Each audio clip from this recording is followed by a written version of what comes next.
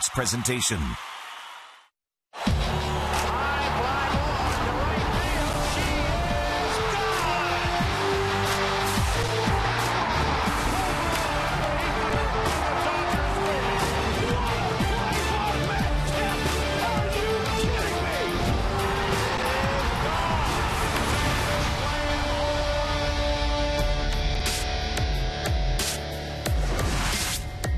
It's time for Dodger Baseball. Live from Dodger Stadium, KCAL 9 presents the Dodgers as they take on the San Francisco Giants. Hi, everybody, and a very pleasant Wednesday evening to you, wherever you may be. It's the Giants and the Dodgers, final game of a 3-game series. So far, things going the Giants' way. They've won 6 of the 11 this year of the 18 scheduled, and they've won the first 2 of the 3-game series here. For the Giants, for the first time since 2007, are trying to sweep a 3-game series here at Dodger Stadium. Standing in their way, left-hander Chris Capuano trying to win his 12th. For Chris, this will be his first start against the Giants this year. On the mound for San Francisco, Matt Cain in pursuit of his 13th, fresh from a perfect game against the Houston Astros. Interesting thing about Matt, earlier in his career, his record against the Dodgers 0-8. Of late, he is 3-0 with an earned run average of 2. We'll get to the ball game and a whole lot more coming up right after this.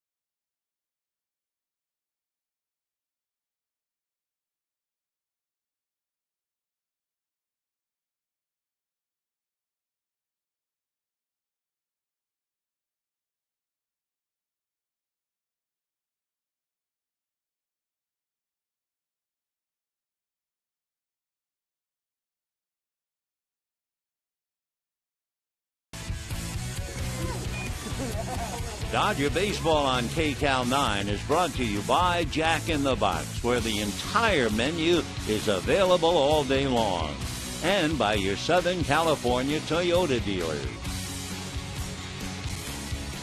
Hi, everybody, and a very pleasant Wednesday evening to you, wherever you may be. Dodgers at home, finishing up a 3-game series with the Giants. Tomorrow, an open date. The Giants, meanwhile, will be playing Atlanta tomorrow, starting a 4-game series. For Bruce Bochy and his club, they come in here. They have beaten the Dodgers twice. They have an edge now. They've won 6 of 11. They split the 4 up at AT&T Park, but the Giants have won 4 of 7 so far here at Dodger Stadium. For Bochy, trying to sweep, and that would be the first Giants sweep of a 3-game series here since 2007. Here's Bruce's lineup for tonight. Angel Pagan leading off in center field. Marco Scutaro at second base. Pablo Sandoval at third.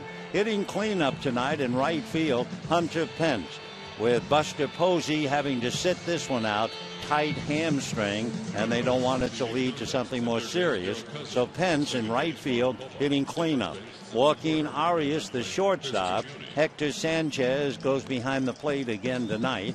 Brandon Belt at first. Justin Christian will be in left field for the slumping Gregor Blanco, and on the mound, Matt Cain. On the mound for the Dodgers, left-hander Chris Capuano, 34-year-old, making his 26th start. He's 11-8. This will be his first look at the Giants this year. Over his career, he has struggled against them, although he does have a quality start in the last 2 he made against them last year. At home, Capuano may be 5-4, but that's deceptive because his earned run average at Dodger Stadium is 2.1. So Chris Capuano trying to break the Giants' 2-game winning streak. The Giants have also won 7 out of 10, and they lead the Dodgers by a game and a half. And one of the things the Giants have been doing exceptionally well, winning on the road. Since the All-Star break, the Giant record is 13-5 on the road. So Pablo Sandoval and company find themselves a home wherever they play. So now Angel Pagan hitting .287, 7 home runs, 47 runs batted in. Switch hitter, batting right-handed. And Capuano's first pitch in at the knees for a strike, and the count 0-1. Pagan had 3 hits last night. He had 2 hits in the first game. So he's collected 5 hits in the previous 2 games, and according to Bruce Bochy, is really at the top of his game. The strike 1 pitch on the way is taken low and inside. 1 ball and 1 strike. The temperature at the start of the game, 75 degrees. When we look way off into right field, all we can see just over the top of the right field foul line, thunderheads. Somebody's getting wet somewhere out there. The 1-1 pitch is low and inside. Ball 2, 2-1 to Angel Pagan. Dodgers will have tomorrow off, and then they will pick up against the Miami Ball Club. They'll be in here Friday night, Saturday, and Sunday. Here's the 2-1 pitch on the way. Swung on, hit down the left field line, and that's in there. Pagan has done it again. Backhanded by Victorino. Strong throw. Pagan is safe at second. So Angel Pagan comes up with his 6th hit. And we're only in the first inning of the 3rd game. So as Bochy said, he's at the top of his game, and I certainly think so. So Pagan, a lead-off double.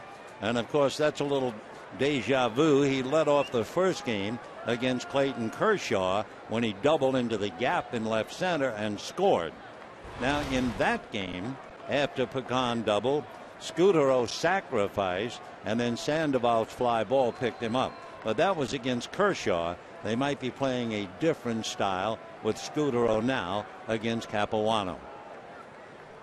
Marco hitting .283, half a dozen home runs, 48 runs batted in. A look back at second. Now the pitch to the plate, low and inside. Scutaro actually showing bunt. 1 ball and no strikes. So Bochy with his club riding high for the moment. And a 1 ball, no strike count. Pagan taking a good lead at second. Capuano out of his stretch, another look back, and the 1-0 pitch on the way. Full swing foul, and a nice catch upstairs. 1 ball and 1 strike.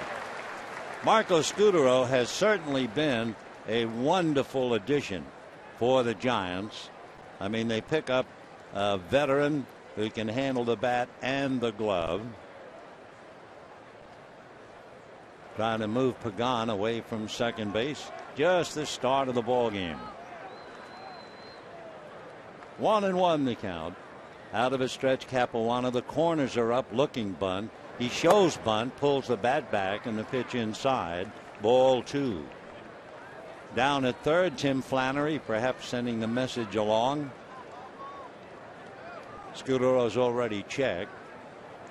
He's hit safely in the 19 of the 24 games he has played wearing a Giant uniform.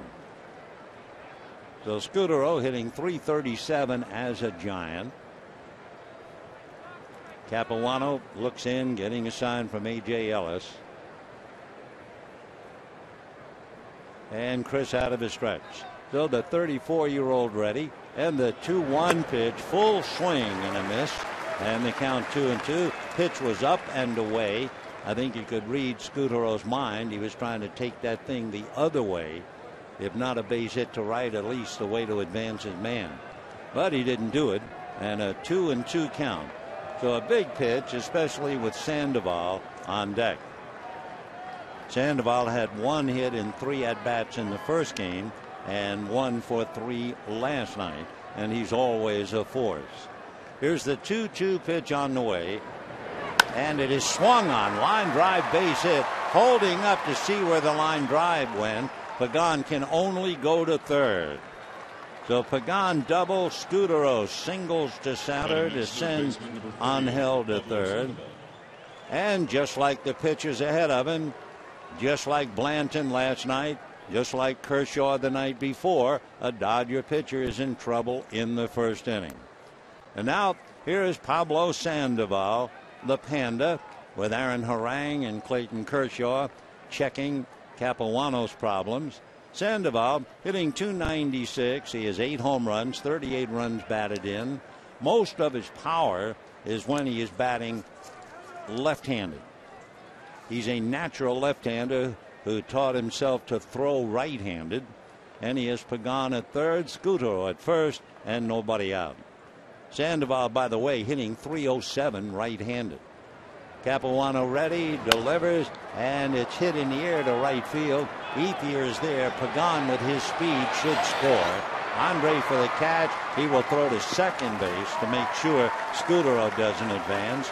So the Giants do what they've done in each game. They scored 1 run in the first inning against Kershaw. They scored 2 runs in the first inning against Blanton, and they've now scored a quick run here in the first inning against Capuano. So Sandoval picking up the RBI on the fly ball to right. Now the batter is a slumping Hunter Pence. However, he's facing a left-hand pitcher, and they expect him to come out of it tonight, especially hitting in Posey's spot. Pence, by the way, however, is only 1 for 11 against Capuano. He is way out in front of a pitch, and the count 0-1. Boy, you talk about a talented player struggling. He's hitting less than $1.50 since the 4th of July. And I mean, he has been a very good player. Chokes up on the bat. 0-1 the count. Capuano, a high set, looks over at Scutaro. 1-0 Giants, first inning. And the fastball moves Pence off the plate, 1-1. Hunter Pence wears only 1 batting glove. Someone asked him, why only 1? He said, because when I was just starting out, I could only afford 1 glove, and I got accustomed to it. He said, I can't hit without gloves, nor can I hit with 2 gloves, just 1 on my left hand. 1-1 pitch is low and inside. 2-1 the count to the big Texan. The Capuano working on Hunter Pence. 1 out, a runner at first, and the Giants with a quick 1-0 lead. Hunter Pence had a brother, still does. His brother Howie who pitched in the Padre organization for about 3 years. Throw to first, not in time. And of course, Penn's favorite story is brother Howard's wife delivered a baby girl just before a game. He got the telegram, the arrival of the girl, and Howard wrote, "How about hitting one for HP? Her name is Haley Pence. And don't you know, during the game, darned if he didn't hit a home run. He swings and doesn't get it, and the count 2-2. Like so many players, he's completely mixed up. It doesn't mean he won't hit one into the pavilion, but he has really been mixed up. They changed his batting style several years ago, opened him up, so his left foot far closer to third base than his right foot. Hunter waiting, 2-2 the count. Capuano ready, here he comes, and a change is low, ball 3. So with a full count and 1 out, it might be interesting to check Pence as to whether he's making contact, and the answer is no. He has struck out more than any other hitter on the Giants squad, a total of 107 strikeouts this year. Does that mean Scudero will not be going 3-2? Well, let's see. Marco takes the lead. Capuano set. Looks over at first. He's not going. Sure enough, Pence has struck out. So here's a guy who's had big numbers. I mean, hit 308, 324, 282, 322, and he just can't buy a hit right now for Pence in this series. 0 for 4 last night and 0 for 4, so he's now 0 for 9 in the series. They all go through it. So 2 down. Joaquin Arias, who's been very valuable playing shortstop and third base, finished up last night, did not start, started the first game of the series and was 1 for 3. Throw to first, and almost a wild throw, but a nice save by Loney. Last night, remember, Joe Blandon tried to throw over to first with Blanco. Ball got away. Blanco eventually scored on a base hit. So Arias hitting .272 with 2 home runs, 21 runs batted in, and he looks at a big slow curveball, and that misses, ball 1. Arias in and out of the lineup, but he's appeared in 84 games. He's built a little bit like Alfonso Soriano of the Cubs. The 1-0 pitch on the way, and that's low, ball 2. 2-0 the count. So Chris Capuano gave up the leadoff double to Pagan, the single to Scudero, and then the scoring fly ball by a smiling panda, Pablo Sandoval. So 1-0 Giants in the first inning. 2-0 pitch on the way is swung on, lifted to right center and deep. Kemp going back on the track, heading for the wall. It's going to go over the wall, bounce back on the field for a home run. So Chris Capuano has given up 3 runs here in the first inning, and a 2-run home run by Joaquin Arias. That would be his 3rd home run of the year. So the Dodgers hurting in the first inning in each game. And I will tell you another bad note for the Dodgers, not that it will absolutely hold up, as Kemp runs out of real estate. The ball hits the top of the fence, goes over, and then kicks back on. But the Giants have 3 runs, and you know what that means to Matt Cain. The pitch now to Hector Sanchez. When Matt Cain gets 3 runs, he is absolutely dynamite, almost unbeatable so far in his career. Here's the strike 1 pitch on the way. That's taken for another strike.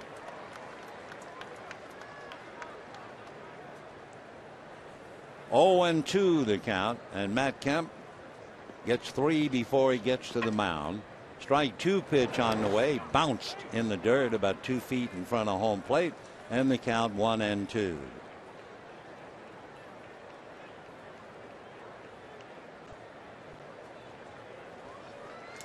Two out, first inning. Giants lead 3-0.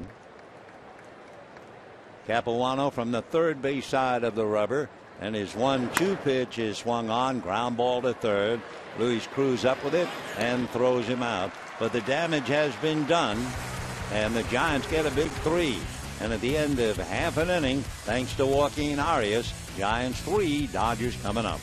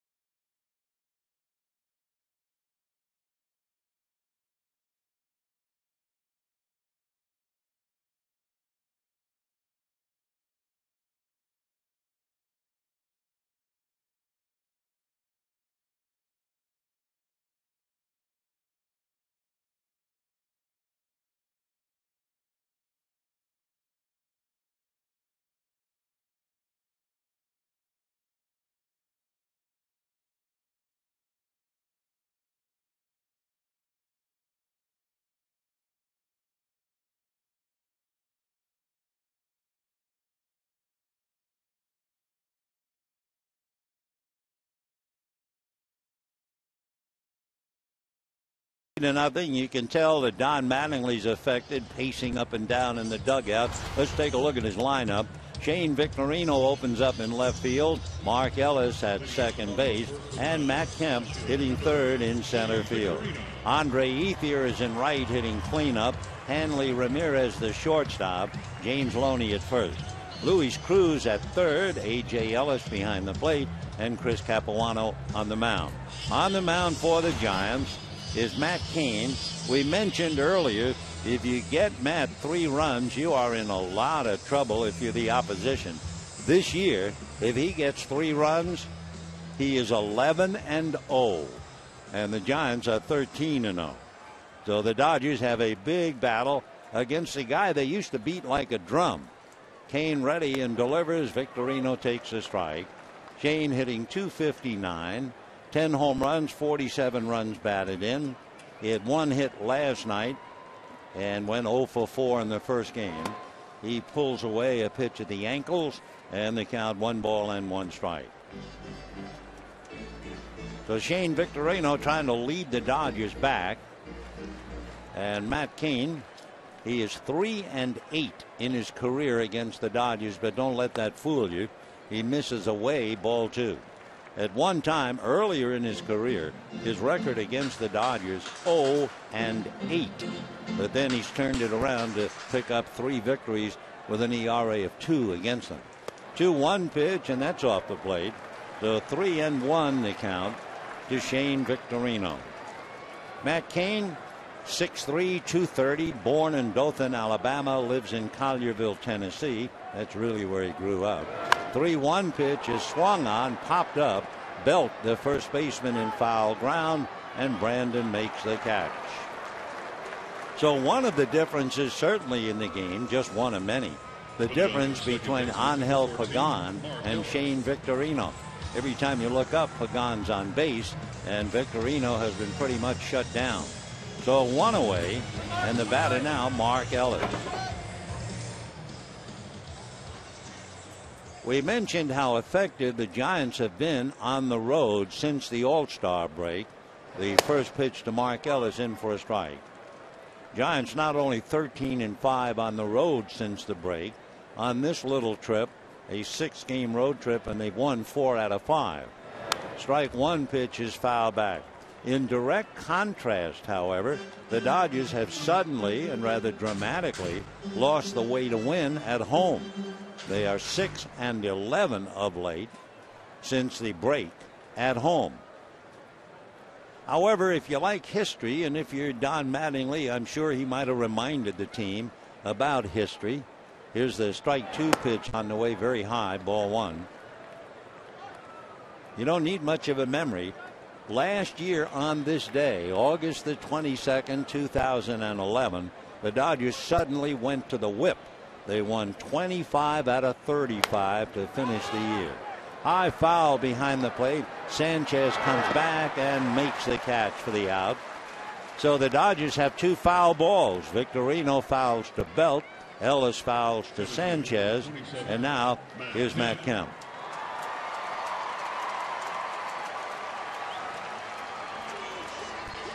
Matt Kemp, as you remember, went into last night's game 0 for 19. It got to be 0 for 21, and then he had a base hit in the 9th inning to go 1 for 22. He is 1 for 7 in the series with the RBI that occurred last night. With the bases loaded, he hit a long fly ball to right field to pick it up. So Matt checks in. Kane into the windup and delivers, and the pitch in for a strike. Of all the Dodger hitters, the one who has been most successful against Matt Kane is not Matt Kemp. It's Andre Ethier waiting on deck.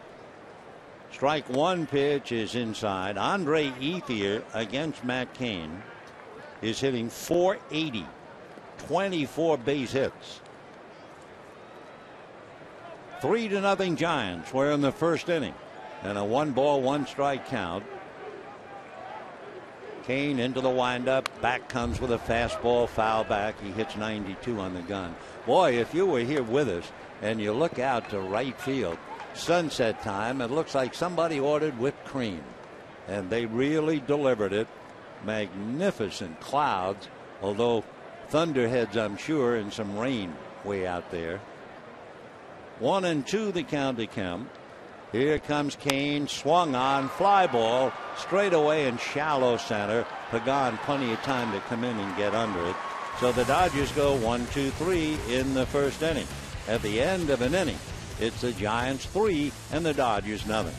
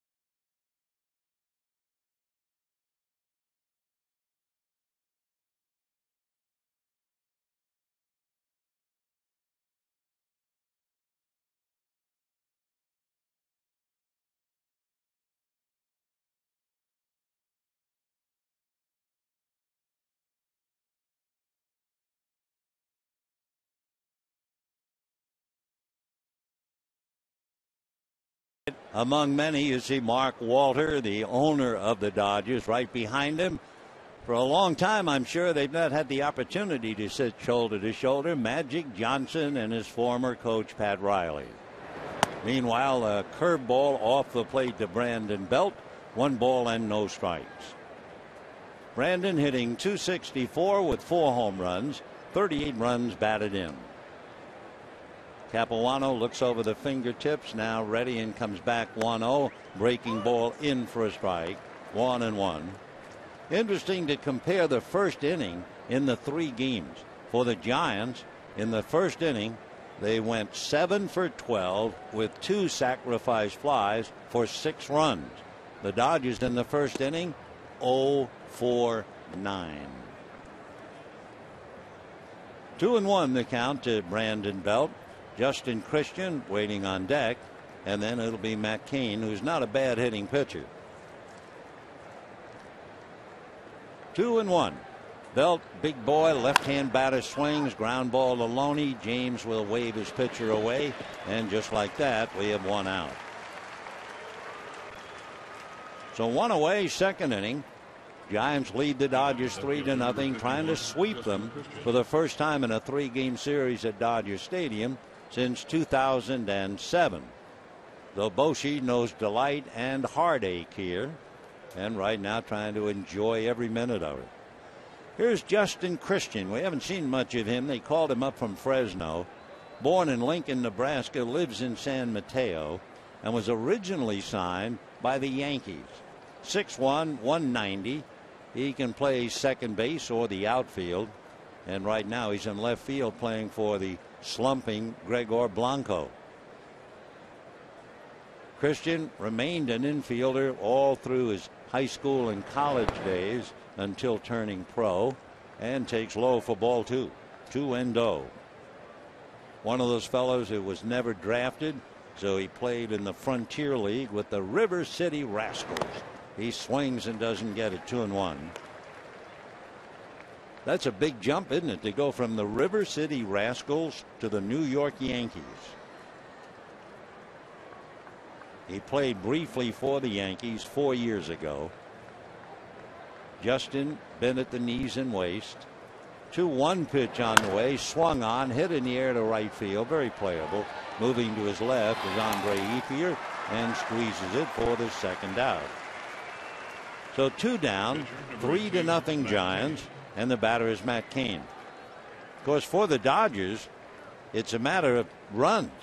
I mean, they just can't do it. It was 2-0 down until they got a run in the 9th inning in Game 1. Last night, they got their only run in the 6th inning, and tonight, before the chairs were warm, they were down 3-0. There's a ground ball to third. Cruz up with it. The long throw takes care of Cain, and that's the inning. So Capuano goes 1-2-3, and at the end of an inning and a half, 3-0 San Francisco.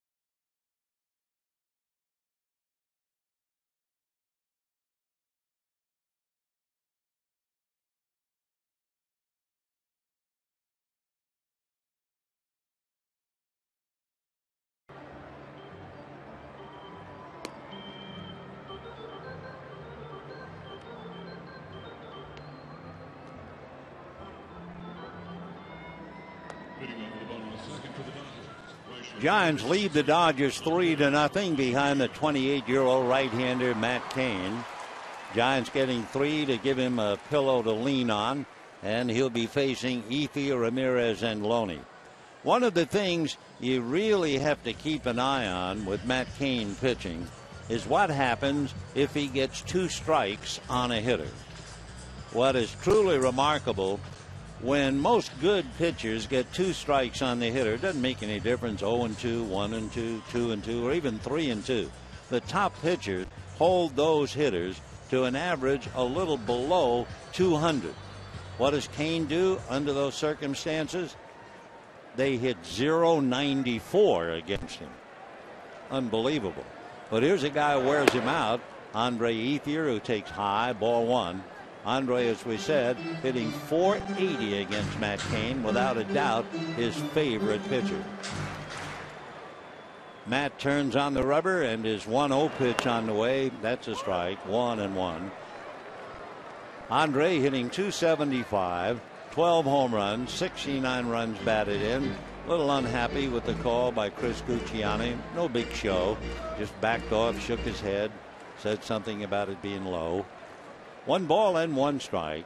Kane back. This one's another strike at the knees, outside corner. 1-2 the count. So Andre with that dreaded 2 strikes, and after pointing all that out to you, let's see what happens. Kane ready, turns, 1-2 pitch, high and away, 2-2 the count. Matt Kane comes into the game with a record of 12-5, but you know what? The bullpen cost him 4 victories, where he left the game in position to win, and the bullpen allowed it to either get tied or blew it. 2-2 pitch is high, so after getting him 1-2, Kane goes 3-2. Matt, by the way, is a strikeout pitcher. On deck, Hanley Ramirez. Kane ready. 3-2 pitch coming up. Ground ball to shortstop. Going back to get it is Arias. Gets it over. Very close play, but Ethier is out. So Andre Ethier out on a bang play at first. 1 away here in the second inning, and the batter is Hanley Ramirez. Matt Kane, he's a 3-time National League All-Star. All-Star in 09, 11, and 12. Had that perfect game the middle of June against Houston. That was the only perfect game in 130 years of Giant franchise history. Matt ready and delivers, and the pitch to Ramirez in for a strike. Hanley hitting .261, 19 home runs, 76 runs batted in. Kane just looks down from the middle of the rubber. Big man turns, ready and delivers, and a slider down and away. So 1 ball and 1 strike to Hanley Ramirez. 1 out, bases empty, bottom of the second inning. Giants lead 3-0. Did their number in the first inning, including a 2-run home run by Joaquin Arias, the shortstop. Now the 1-1 pitch on the way. Fastball fouled off to the right out of play, and the count 1-2. We mentioned that Matt Kane had pitched the perfect game, and there's always a great deal of discussion about what happens to a pitcher when he pitches a perfect game. What does he do the next time out? Not particularly well. Here's the 1-2 pitch to Hanley Ramirez, and it's in there. Strike 3 called at the knees, outside corner, and that's 5 in a row retired by Kane. That's his first strikeout. So 2 out, and James Loney coming up. What happened with Matt Kane? He pitched the perfect game, and the next game he went 5 innings. He allowed 3 runs, 4 hits, but did pick up a victory. Roy Halladay 2 years ago, his next start after a perfect game, he went 7 and allowed only 2 earned runs. He picked up a win. And the pitch to Loney in for a strike. Of the most recent pitchers who pitched perfect games, their combined record would be 4 wins and 3 losses in the second start. The strike 1 pitch is low, 1-1. Dallas Braden, who pitched a perfect game 2 years ago, his next start he went 8 innings and allowed 4 earned runs. 1-1 pitch on the way. Loney looks, and that's low, ball 2. Now what everybody's going to wonder about after reading those stats, what about Felix Hernandez? What's he going to do on his start following a perfect game? he'll be up there at Safeco Field. 2-1 pitch, grounded foul outside of first down the line. 2-2 the count. Since 1921, there have been 19 perfect games in the major leagues. In 2 instances, Don Larson in the World Series, it was the final start of the year for the pitcher. Loney's going to hit a ground ball to Belt, and he's history. So the Dodgers go 1-2-3 against a great young pitcher, Matt Cain. And at the end of 2, Giants 3, Dodgers nothing.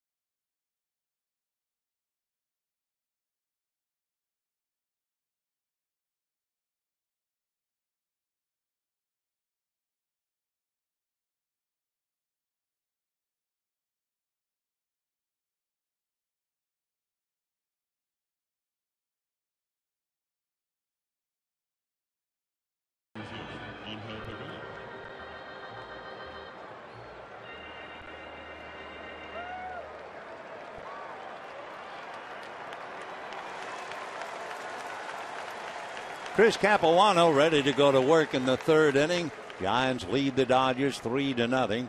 And it'll be the top of the order, that man Angel Pagan, who has had a wonderful 3 games and led off tonight with a double and scored a run. Capuano into the windup, and Pagan swings and lifts a fly ball to pretty deep left center, but playable. Kemp is there to make the catch for the out. So 1 away. Capuano has now retired 5 in a row, and Marco Scutaro coming up. He singled. Well, we got the answer, speculating about what happens to a pitcher in his next start, having pitched a perfect game. Well, Felix last night picked up his 12th win. He went 7 2/3, allowed 1 run, 7 hits, as Seattle beat Cleveland 5-1. So good for him. Capuano ready now, and Scutaro takes a strike, and the count 0-1. 3 runs, 3 hits for the Giants, nothing across for the Dodgers. We're in the top of the 3rd. Capuano comes back, ground ball, foul outside of 3rd. If you joined us a little late, Angel Pagan opened up with a double down the left field line into the corner, took 3rd on a single by Scutaro, scored on Sandoval's sacrifice fly. But then, after Pence struck out, Joaquin Arias hit a 2-run home run over the wall in right center field, and that gave the Giants their 3.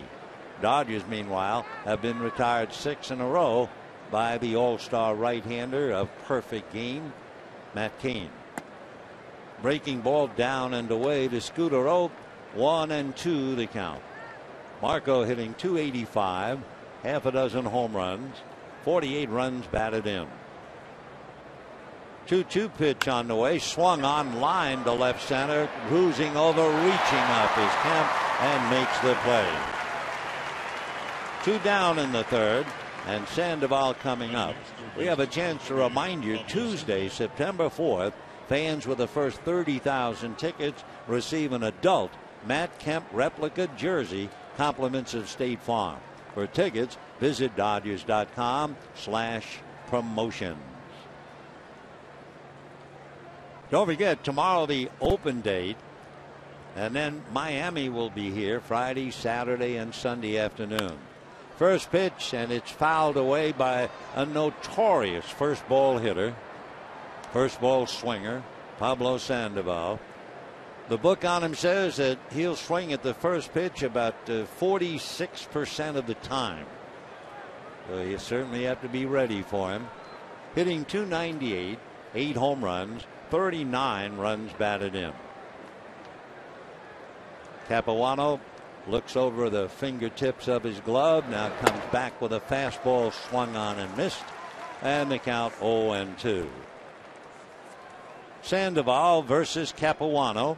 Sandoval 3 for 4 coming into this game, and he had that scoring fly ball in the first inning. Another thing, he is rarely called out on strikes. He takes a look at a pitch up and away, 2-2. So as you would imagine, somebody who swings at the first pitch almost half the time is an extremely aggressive hitter. Pablo batting right-handed, Capuano ready, and his 1-2 pitch coming up is lunged at and missed. That pitch was out of the strike zone by at least a foot, but that's Pablo, and remember, he's hitting about .296. And at the end of 2.5, 3-0 Giants.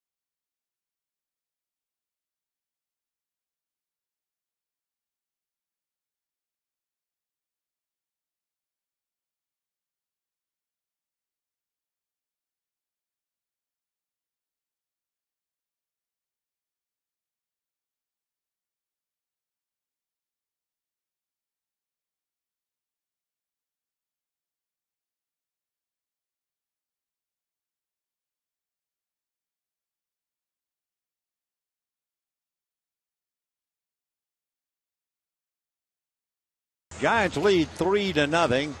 Pablo Sandoval striking out in the third inning. And for those on television, look where the ball was. Way outside, almost up around his eyes. And the pitch at the plate swung on and missed by Louis Creeds. But we have a reason we're not picking on Sandoval. We did want to make a point.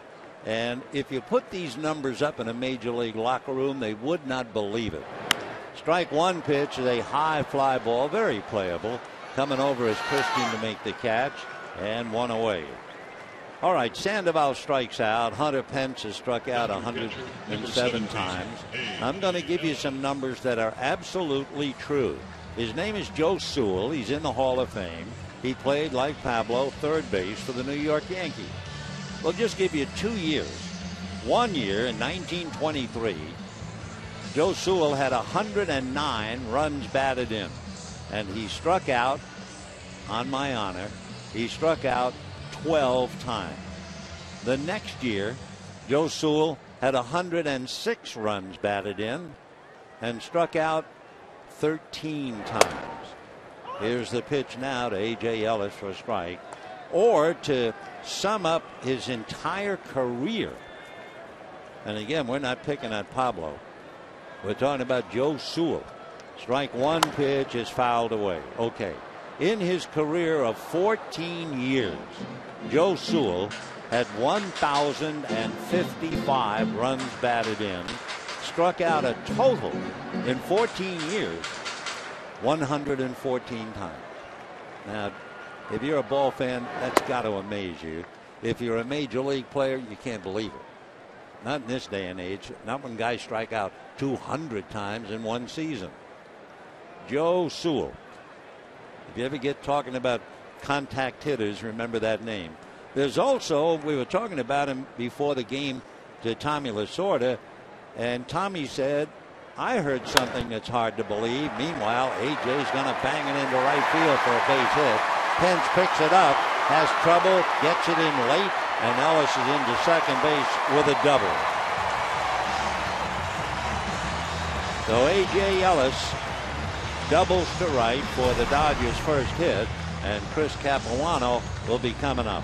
Just to get back to it for the moment, in talking about Sewell and his ability to make contact, Tommy said that he read somewhere that Joe Sewell used the same bat for 4 years. The same bat for 4 years. I mean, how many broken bats do we see in this day and age? Anyway, you have Ellis at second, 1 out, 3-0 Giants in the third. Capuano at the plate hitting left-handed and takes a strike, 0-1. Capuano hitting just less than a buck. It translates to 4 hits. He has 3 runs batted in, and he has struck out about half the time. Shane Victorino is on deck. The next one, Capuano takes another strike, 0-2. With 1 out and Ellis at second, they had the corners up, but now Belt goes back. Sandoval is back. And the strike 2 pitch coming up. Kane straddling the rubber, now plants the right foot. Capuano waiting, 0-2. Strike 2 pitch on the way. And Capuano swings and strikes out. By the way, in looking at A.J. Ellis at second base, whether you were with us or not last night, remember he tried to score on a base hit, and he was thrown out at the plate. Hector Sanchez blocked the plate, and after the game suddenly had the thought, you know what, he would have scored if Buster Posey was the catcher, because the Giants have told Posey after that horrific collision, we don't want you to block the plate anymore, give the runner, let him score. So last night the Dodgers would have scored another run, except it was Sanchez catching and not Posey. Buster, a spectator tonight. It's not that he has a hamstring pull, but tightness. With 4 games coming up with the Braves, they've decided to give him some rest. 3-0 Giants in the third. Here comes Kane, and it's slapped, and it's a one-hopper, backhanded, short hopped, and making the play is Joaquin Arias. Oh, what a dazzling play. A sinking line drive. He backhands and shorthands, gets up and throws him out. So Victorino just can't buy a hit, and it's still 3-0 Giants.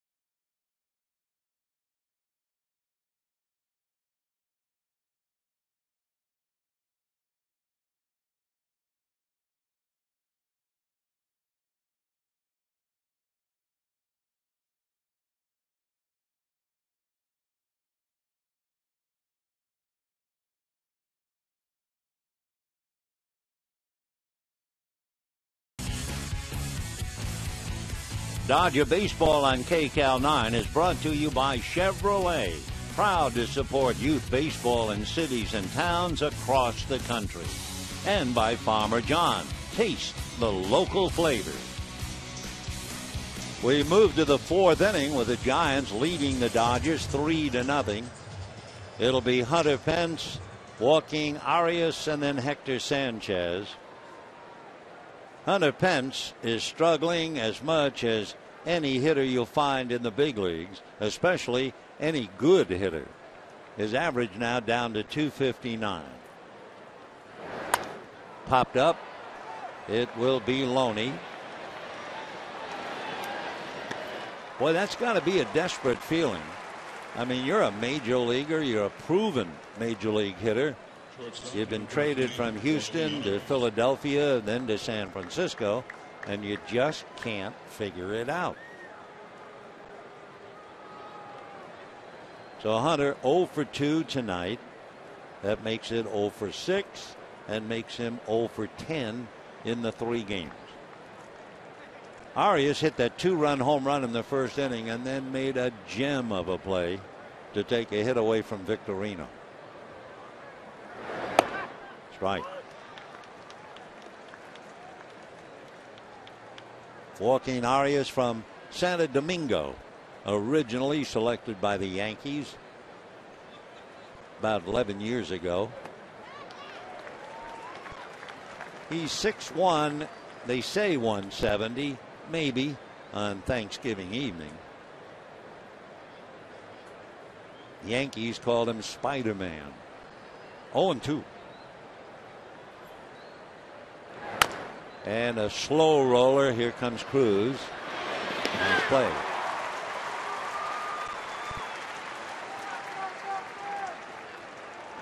Two out in the fourth inning. 3-0 Giants. And the batter Hector Sanchez. So Sanchez going back to back behind the plate. Last night Buster Posey played first base. Posey caught the first game. Hector's hitting .266. 2 home runs, 26 runs batted in. Check, they look. No swing, says Alan Porter. 1 ball and no strikes.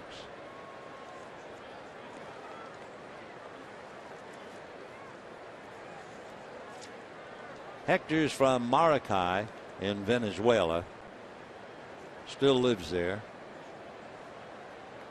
5'11", about 235. And ball 2. Sanchez seems to hit very well when the Giants win and struggle when they lose. 2-0. Fooled on that off-speed pitch way out in front. 2-1. Chris Capuano struggled in the first inning and has settled down to retire 9 in a row.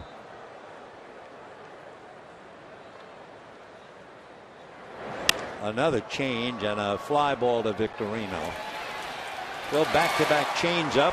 That takes care of Sanchez. That's 3, 6, 9, 10 in a row retired since Arias' 2-run home run. But it's still 3-0 Giants.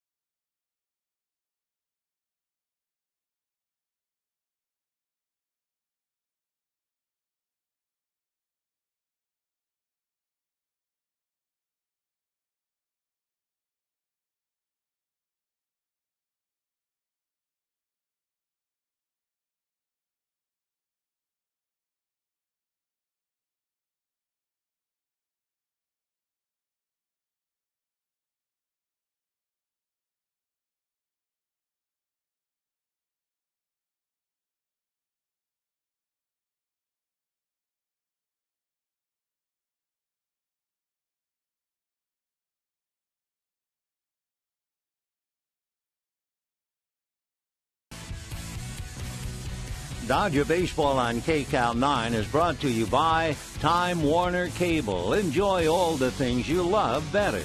Internet, TV, and home phone from Time Warner Cable. And by Honda. Visit your Honda dealer right now for great deals. Only a Honda is a Honda. Giants leading 3-0 behind Matt Cain. Chris Capuano, after a wobbly first inning, has turned around to retire 10 in a row, but he needs an offense, and the Dodgers so far have just one hit. Here is Mark Ellis to start it off. Little slider for a strike, 0-1. Ellis fouled out to Hector Sanchez in the first inning. And a fly ball to the gap in right center. Hunter Pence can't get it. Neither can Pagan.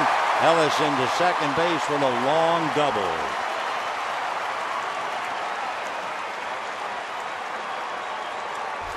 Well, Mark Ellis wedges one in between Pagan and Pence. Neither could catch up. And the Dodgers have a man in scoring position now.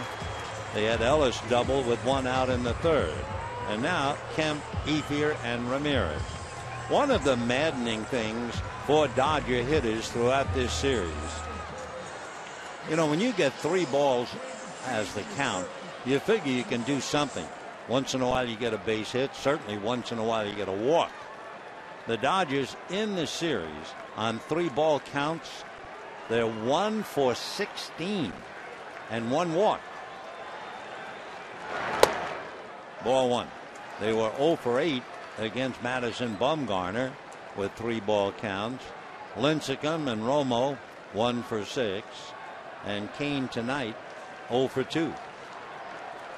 So you are really struggling when you can't do anything with a 3 ball count. 2-0. 3 runs, 3 hits for the Giants. No runs, 2 hits for the Dodgers. Matt hitting .332, 17 home runs, 52 runs batted in.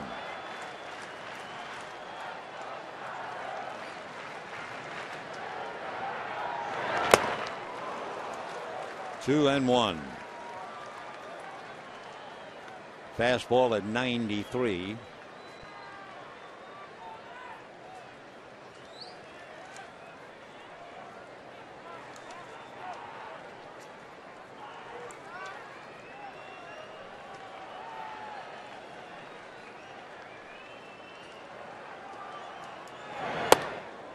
That makes it 3-1. Okay, boys, another 3 ball count.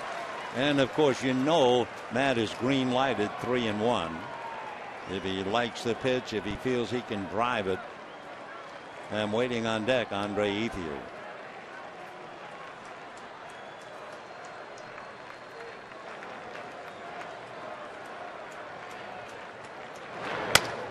Little ground ball to the right side. Well, if nothing else, he advances the runner to third base. So 1 out. Andre Ethier coming up, and another 3 ball count down the drain.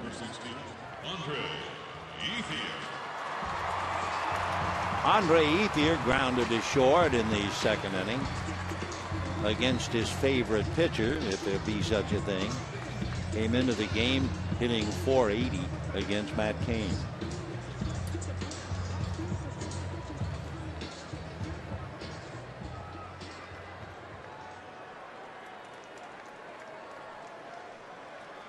Runner at third, 1 out. 3-0 Giants. Ball 1.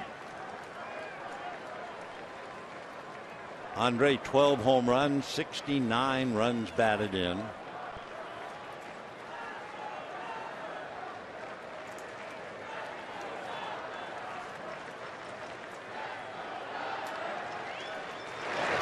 In the dirt, nice save by Sanchez. With a runner at third, as we usually do, we check a pitcher's wild pitches, and Cain has 3. Of course, it was startling to realize last night Tim Lincecum has 14 wild pitches. So he went 2-0 to Kemp. Now he's 2-0 to Ethier. And a strike. Then he went 3-1 on Kemp.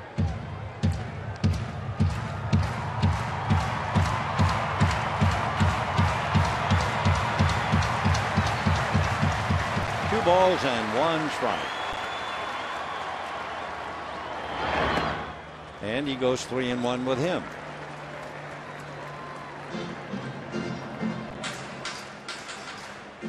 Matt Cain, coming into this game, has made 16 quality starts already this year, and he averages 7 innings a start.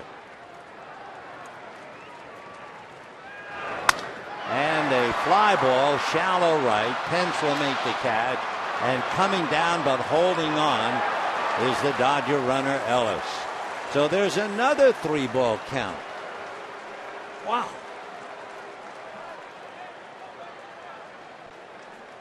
So the Dodgers have had advantages in the count all during the series and have not been able to produce a thing.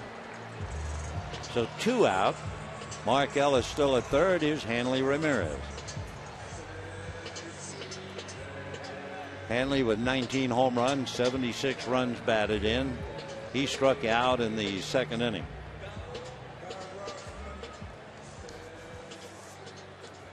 Ramirez against Cain came into the game hitting .250 with a home run. Slider away, ball one.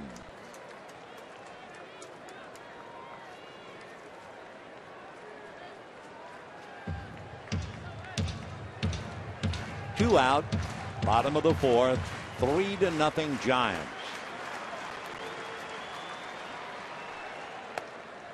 Off the plate.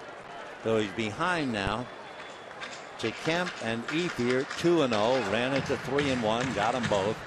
And he's behind 2-0 to Hanley Ramirez.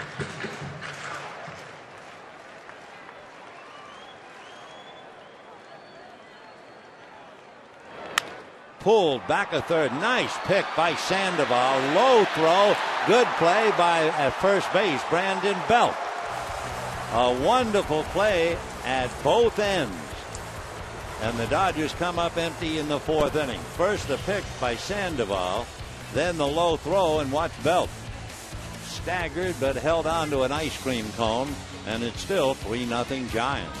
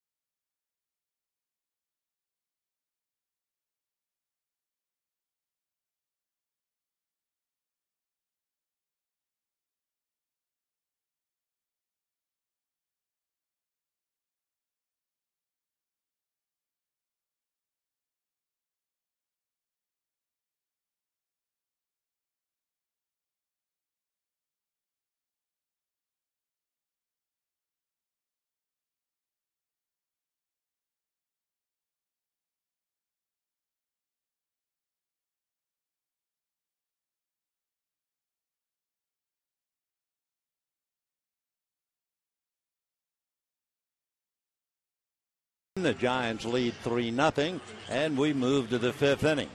Brandon Belt made that fine play at the other end of that hard hit ball by Hanley Ramirez. It'll be Belt, Christian, and Cain in that order.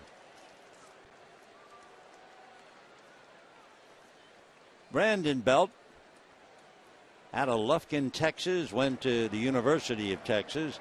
Gives you a good strike zone. He's 6'5". Fouled away. Belt was a pitcher as a senior in high school. He had a couple of no-hitters. And they said in high school he was clocked at 93 miles an hour with his fastball.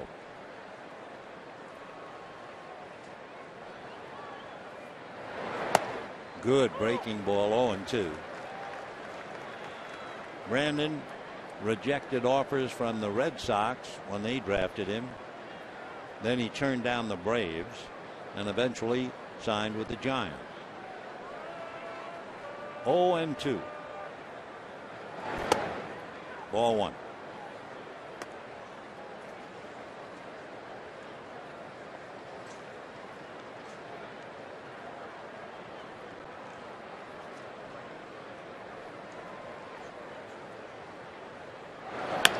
And a line drive at Cruz. So Belt lines to third, 1 out. Capuano, after being pushed around in the first inning for 3 runs, is now pushing back. He retired 11 in a row. And the batter is Justin Christian, flied to right field, 0 for 1.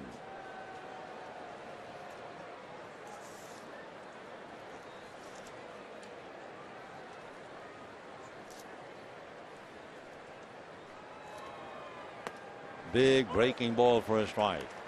We haven't seen much of Christian. We do know one thing. When he made his debut with the Yankees in 2008, he was considered the fastest guy in the organization. A little ground ball to Ellis. 12 in a row retired by Capuano, but he's still losing 3-0. And the batter will be Matt Cain. Don't forget, you can bring the kids to Dodger Stadium Sunday at 1:10, and the first 15,000 ticketed kids 14 and under in attendance receive their own Dodger backpack. Compliments of Northrop Grumman. For tickets, visit Dodgers.com/promotions. Strike.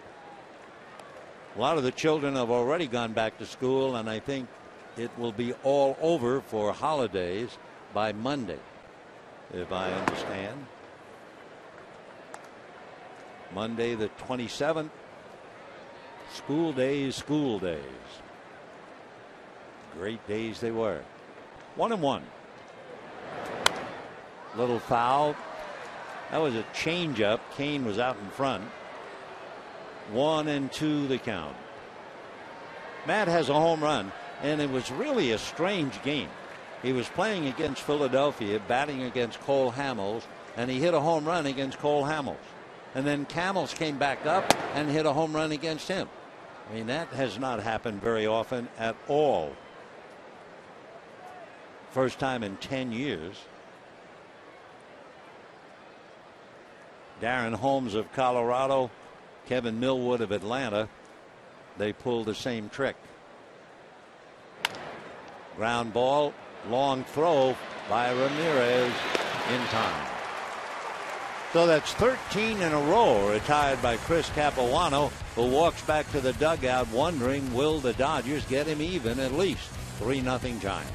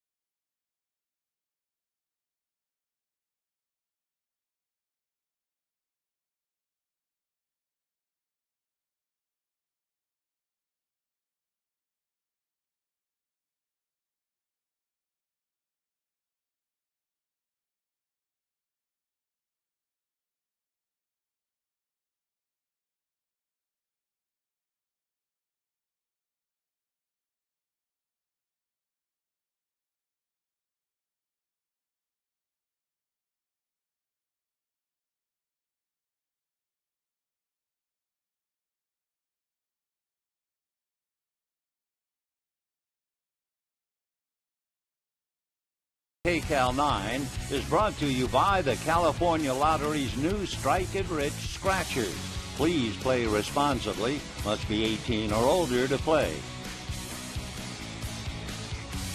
3-0 in favor of the Giants. Bottom of the 5th inning. Dodger bench trying to figure out how to get on the board. It'll be Loney, Cruz, and A.J. Ellis in that order. Matt Cain at his best tonight. He's allowed just 2 hits. He retired 7 in a row, gave up a double. He has given up another double in the 4th.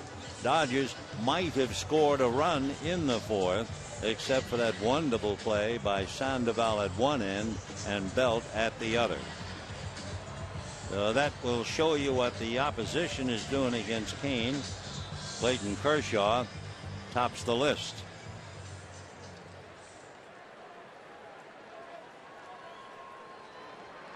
James Loney grounded to first. He's 0 for 1. James hitting .253, 4 home runs, 33 runs batted in. And a fly ball to shallow left center. It's going to land in front of Pagan. So Loney flares one into center, a leadoff single, and the batter will be Luis Cruz.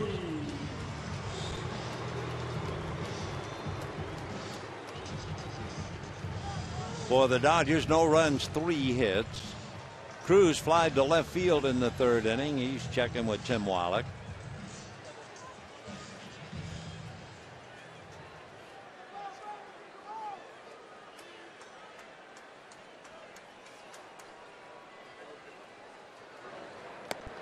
That's a strike. 0-1.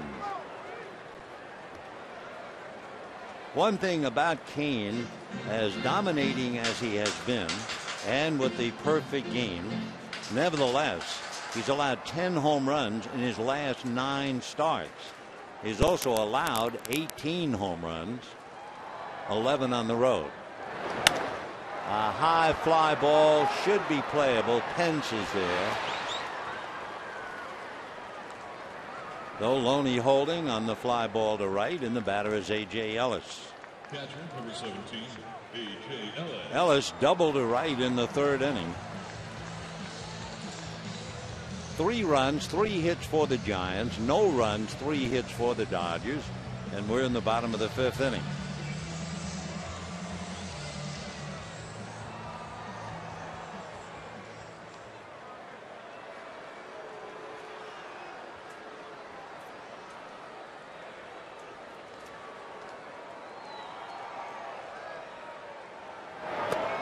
And ball 1. A.J. hitting .277, 10 home runs, 35 runs batted in. Checking with Tim Wallach, asking Wallach to go over it again. 1 ball and no strikes. On deck, the pitcher, Chris Capuano. Fastball is a hopper for a base hit.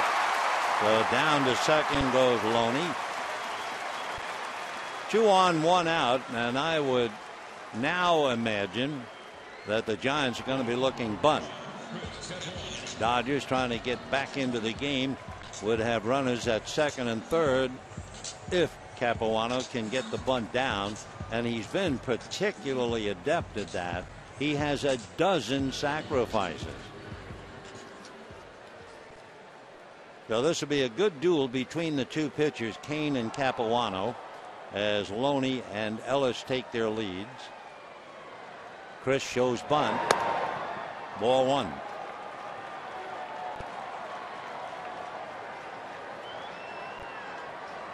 So Ellis with a double and a single at first, Loney at second, and Capuano trying to move them up a notch with Victorino on deck.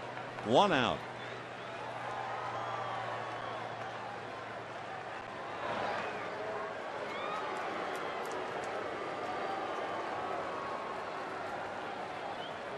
Giants so far using a basic defensive play. Belt coming, Scutaro to cover first. Arias trying to take a step away from Loney. The bunt is down. The bunt is perfect. Boy, he could open up a school for pitchers in the league. 13 sacrifices for Chris Capuano. And the Dodgers now have an opportunity to get back in the game. They trail 3-0. They have runners at second and third. Look at Chris. Drops that thing like a poached egg. The only play is at first. It's a marvelous ability. All right, second and third. Loney at third. Ellis at second. Big at bat for Shane Victorino. Victorino is 0 for 2 tonight.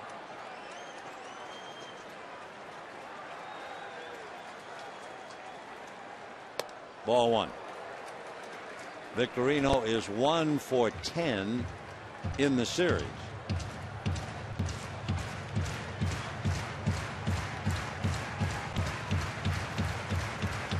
He has certainly an opportunity to add to that here.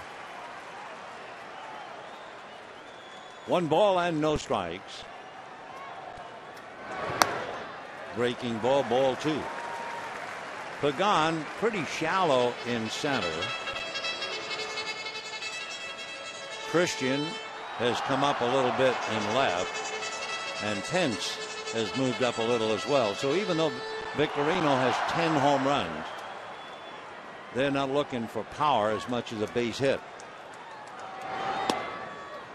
A strike. 2-1.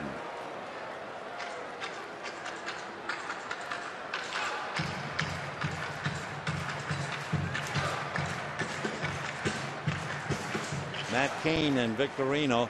Victorino hitting 174 coming in, and he's 0 for 2 against him. That's a strike.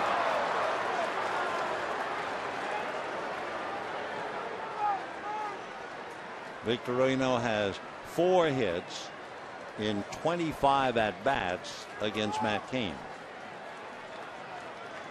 2-2.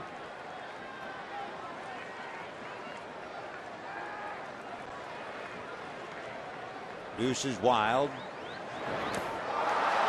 Badly fooled. Down he goes.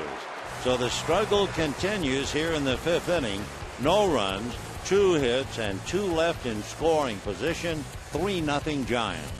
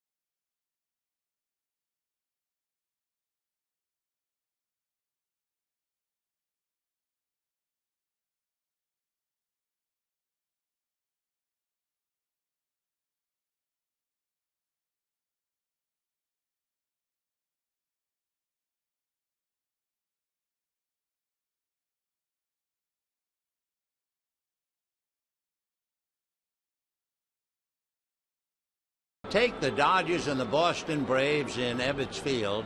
The Dodgers have the bases loaded, and they pull up a triple steal. Jackie Robinson steals home. Gene Hermansky, an outfielder, steals third. Pee Wee Reese, the captain and shortstop, steals second. And by the way, during that game, the Dodgers stole 8 bases. But as they say on Broadway, how'd they come out? They lost 4-3. Let's go back to this one.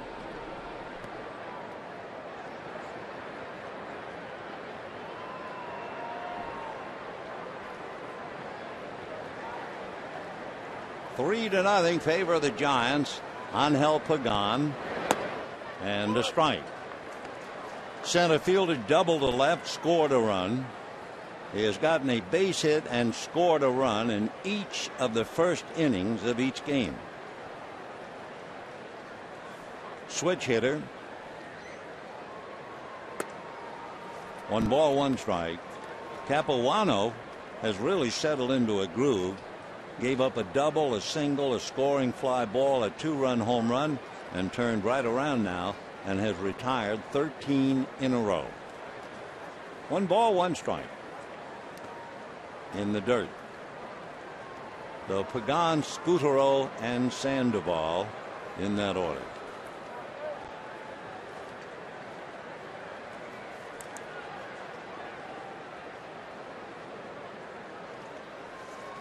Pagan is having a wonderful month of August.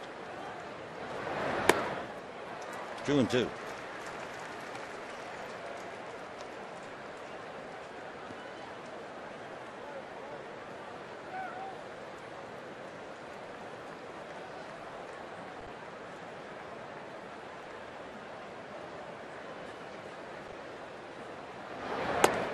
Three and two.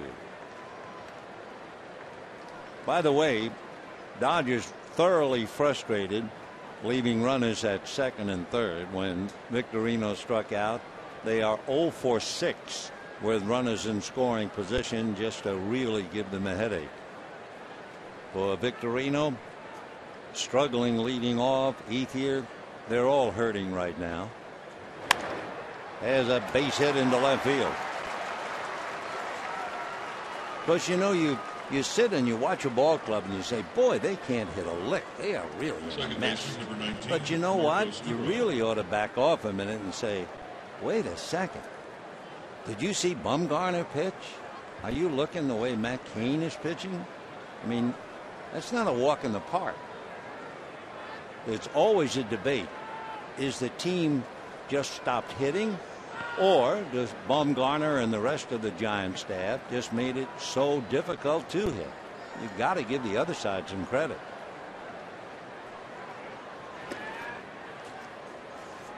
Pagan with great speed, and he has stolen 19 bases.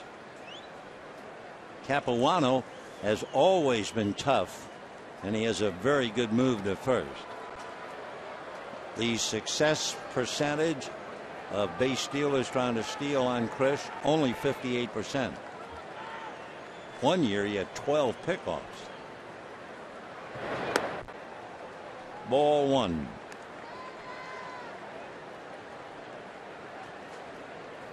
Scutaro singled and lined out to center. Giants 3 runs, 4 hits. Dodgers no runs, 4 hits. And a drive to left, carrying right down the line. One bounce into the stands. That'll stop them at second and third with nobody out. So Scutaro, the ground rule double, and now here comes Sandoval. We'll see if they even pitch to Pablo. Looked like a high slider or a cutter. It was coming in laterally, and boy, he was all over it. So Scutaro comes up with his 22nd double. Giants second and third, nobody out. What do they do with Sandoval? Ellis looks over in the Dodger dugout. Now Rick Honeycutt is going to go out. In the bullpen, you have right-hander Sean Tolleson, but you don't want to turn Sandoval around. He's a power hitter from the left side. So Pablo waiting to bat right-handed. He has a scoring fly ball in the first inning and struck out in the third. We mentioned it, but we're not going to see them for a couple of weeks. But Pablo Sandoval comes from a well-educated family. His father's in management for the second largest food producer in Venezuela. His mom runs an electronics company. His oldest brother is a police officer, the second oldest a criminal attorney, the third one a minor league player who finally had to give it up. So let's see, will they pitch to him? And the answer says yes. First base open.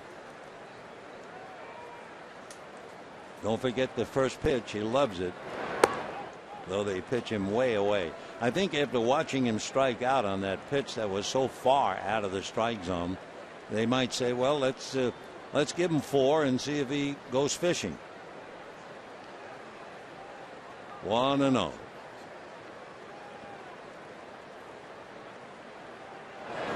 And he pulls it into left field, base hit. 1 run will score.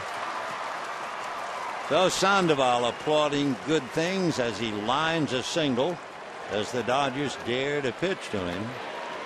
So coming in easily is Pagan. It is 4-0 Giants. And the batter now will be Hunter Pence. Cruz so near and yet so far.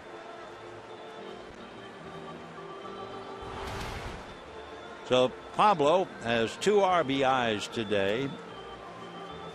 He had 2 RBIs in the first game, and that will do it for Capuano. Mattingly coming out. 4 runs, 6 hits for the Giants. No runs, 4 hits for the Dodgers. Giants are first and third, nobody out. Sean Tollison will be waved in from the bullpen. Out goes Capuano, and we'll be back.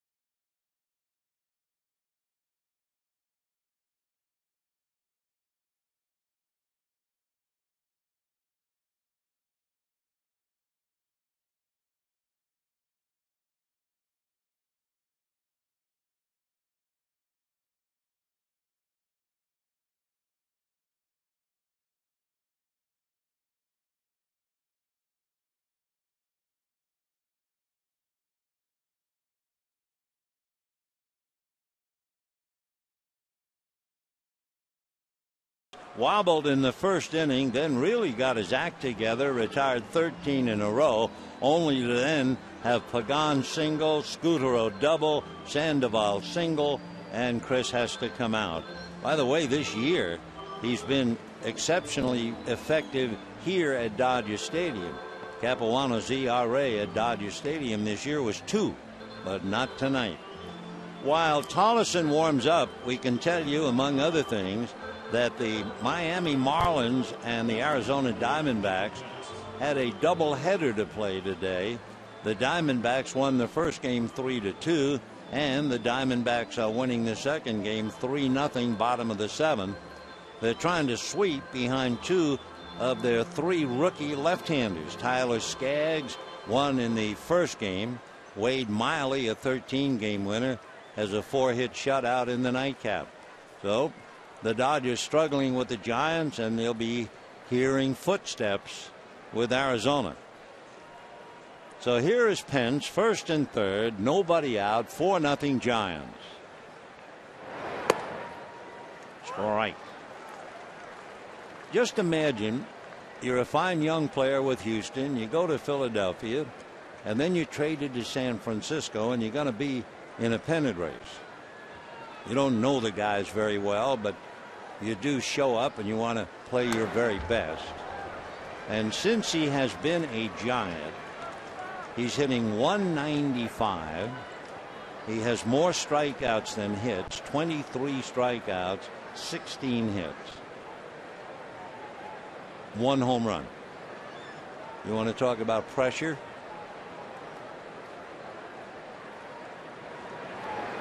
Wow. Wow. One thing, and I'm not kidding, he has a psychologist on the team. That's Javier Lopez, who has his degree in psychology and might spend some time trying to help Hunter Pence out. So 1 away, and the batter Joaquin Arias. Arias hit a 2-run home run and made a great play.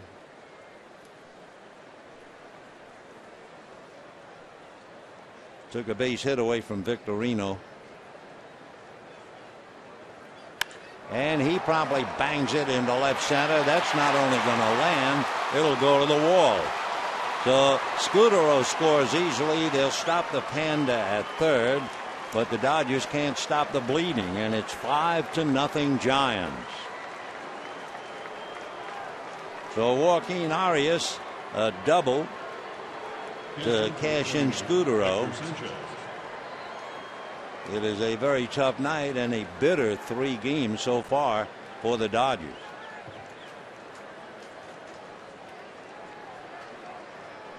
So second and third, still only 1 out. The infield plays up, and here is Hector Sanchez, the switch hitter, who will now turn around and bat left-handed. Sanchez came into this game hitting .268 right and .268 left.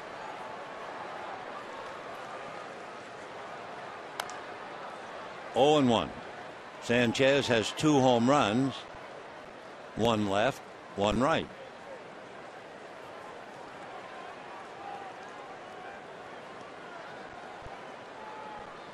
So Hector Sanchez with a chance to just tear it wide open. As it is, remember we told you the Dodgers were in trouble when the Giants gave Kane 3 runs. He is 11-0 when he gets 3. Capuano surrendered to 3 in the first inning. Now it's 5-0 for Kane, and Sanchez with a chance to get more. 1 out, runners at second and third. 0-2. 4 hits in the inning, 2 doubles, 2 singles. It's amazing, like life itself, but how amazing baseball is, how things can turn so rapidly. Do you remember the Dodgers?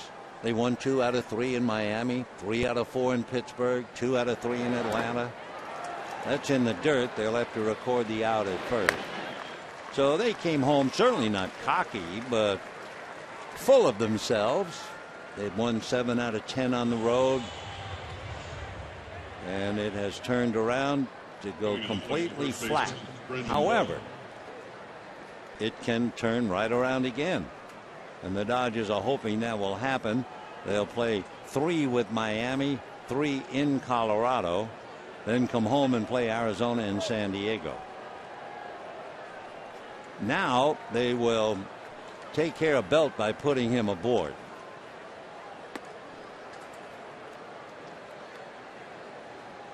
So Belt gets the intentional walk, and Justin Christian will be coming up with the bases loaded in a moment.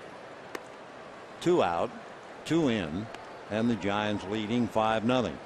Christian tonight flied to right, grounded out, 0 for 2.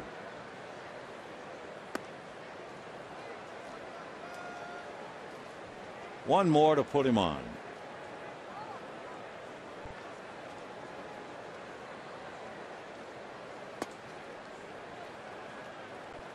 Though the bases are loaded, Justin Christian will be the 8th man to come to the plate for the Giants. 5 runs, 7 hits for San Francisco. No runs, 4 hits for the Dodgers. Just thinking turnabout is fair play. You remember the recent series when the Dodgers went to San Francisco? They not only swept the Giants, the total scores, the Dodgers scored 19 and the Giants scored 3 in the 3 games. They are certainly trying to return the favor. Here's Christian. Ball one.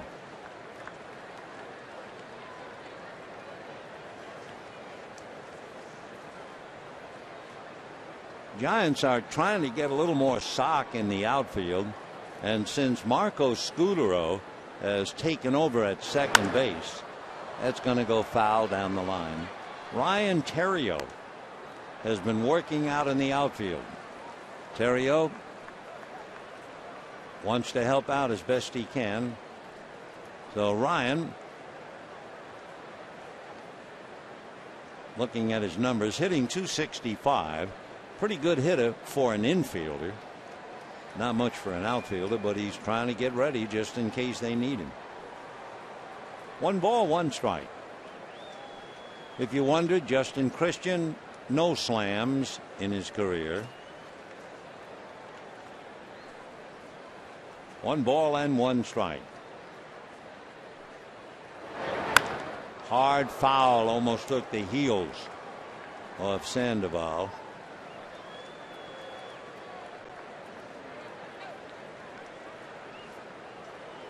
Pablo gesturing time to Coach Tim Flannery as he saw Ellis go out to the mound. So in the inning, Pagan single to left, Scudero doubled to third. With runners at second and third and first base open, they opted to pitch to Sandoval, and he singled to left to score Pagan. Then they took out Capuano. Pence struck out, but Arias doubled to cash in Scudero. So then Sanchez struck out. They walked Belt intentionally, and the bases are loaded. 1 and 2 to Justin Christian.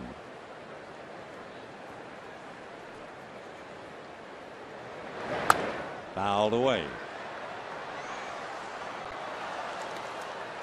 Justin Christian doesn't play a lot.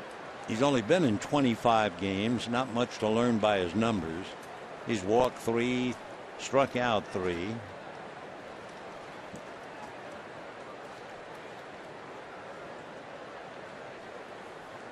One and 2.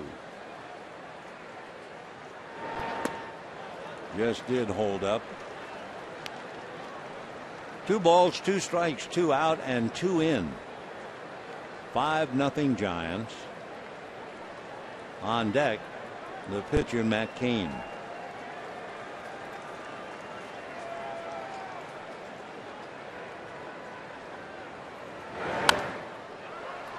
Still up there, hanging tough.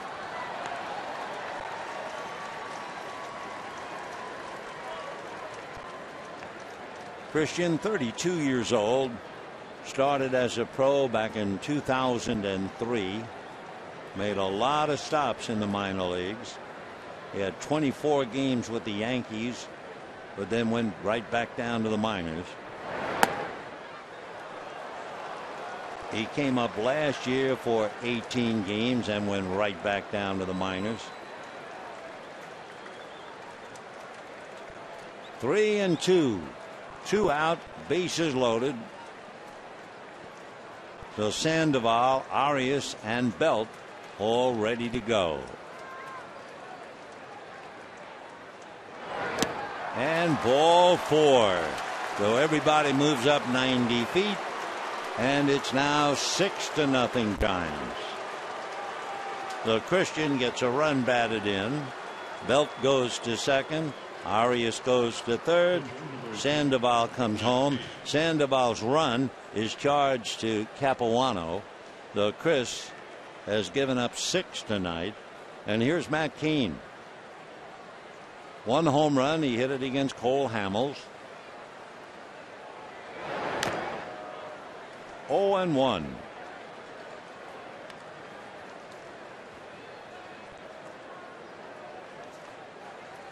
Matt Cain came in here 12-5 with that deceptive lifetime mark against the Dodgers, 3-8. 1 ball, 1 strike. We mentioned it at the start of the game. Lifetime 3-8, but he was 0-8, and now he's beaten the Dodgers 3 times. Totally different pitcher.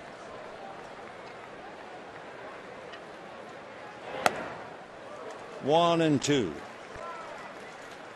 Arias at third, Beld at second, Christian at first, 2 out, 3 runs in, and the Giants have done what they hoped to do. They've broken it wide open, 6-0.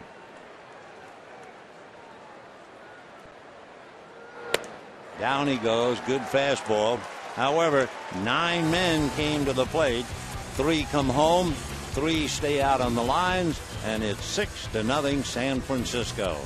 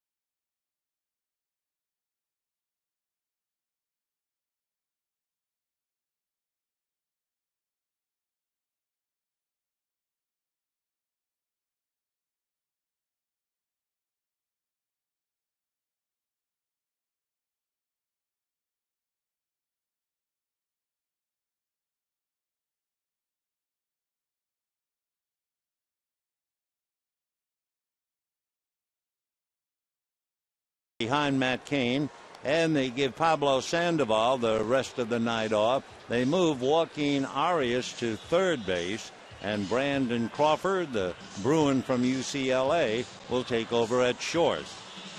When the Giants came in here, they had scored more runs in the month of August than any other team in the major leagues, and it has shown up during the series. They won that tough first game with 2 runs, then 4 last night, and 6 so far for a total of 12.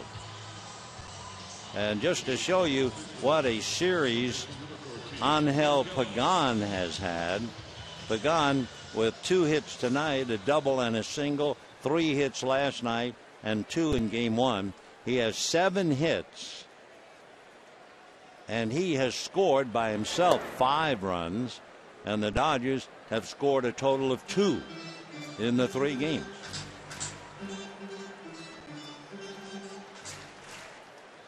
Mark Ellis opened up the 4th with a double. 1 ball and 1 strike now. Down in the Dodger bullpen, a fellow who has made remarkable progress following Tommy John surgery, Ruby De La Rosa, is going to get ready. Ellis, a high fly ball to left. Christian has room. 1 away. So Matt Cain now will work on Matt Kemp with 1 out, bases empty. Kemp has flied to center and grounded out. Grounded out on a 3-1 pitch. It moved Mark Ellis from second to third, but that's about it. You're probably as tired as I am of talking about the inability of the Dodgers to do anything with a 3-ball count. So I'm not going to talk about it anymore. How's that? It's a deal.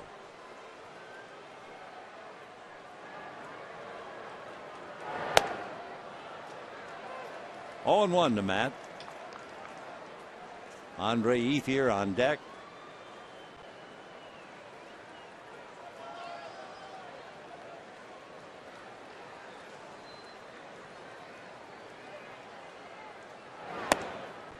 On the outside corner. Whoa, Matt thinks that had missed the plate. 0-2.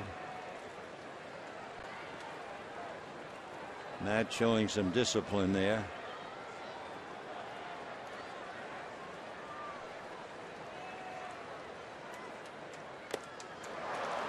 Down he goes, and he'll go back thinking about that second strike. Yep, but he doesn't say anything. So 2 down in the 6th inning, and the batter will be Andre Ethier. Matt Kemp and Matt Cain, and Cain turns out to be the winner. He has 4 strikeouts. Here's Ethier, grounded to short, fly to right. So Andre, who normally gives Matt Cain a very bad time, is 0 for 2. Off-speed breaking ball for a strike.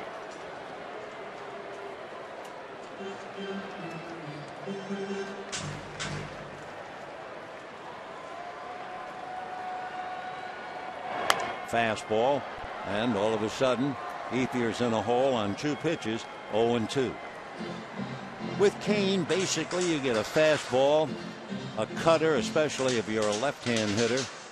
He's got a power curveball. He also has a slider and a changeup. He is tough on every pitch. Fly ball to right field. Pence going back over the shoulder and can't make the play. Should have caught that ball. Instead, it's a ground rule double. So for Hunter Pence, the baseball world is a difficult place in which to play. Played the ball awkwardly and tried to backhand it, and it bounced over. Turning the wrong way. Boy, it's a tough game. When things go badly, you're the loneliest guy in the world. And then what happens is, I mean, after all, it's your living. You stop worrying, not sleeping, not eating. So Ethier gets a diff double, and here's Ramirez.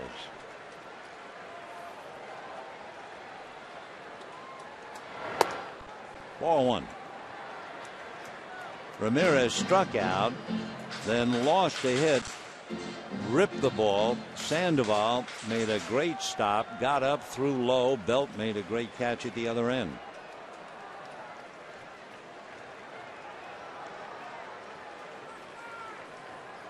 One ball and no strikes. And that's going to go up the middle for the base hit. And Ethier will bring in the run on a misjudged fly ball in right field.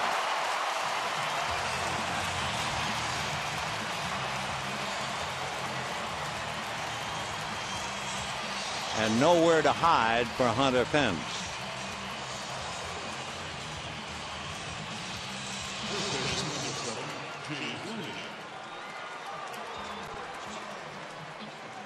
So Ramirez gets a base hit. The Dodgers get a gift run. It is 6-1 San Francisco. And here's James Loney.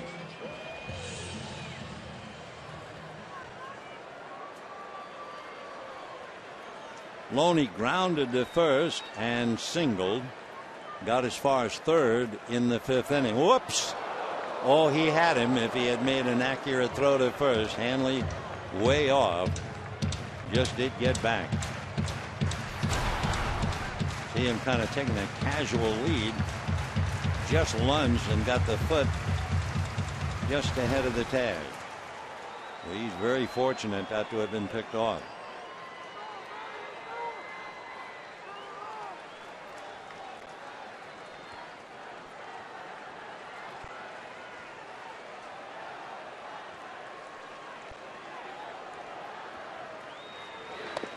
That's a strike. Loney with 4 home runs, 33 runs batted in.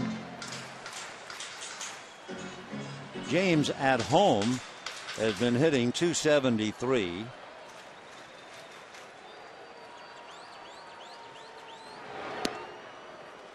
One ball and one strike.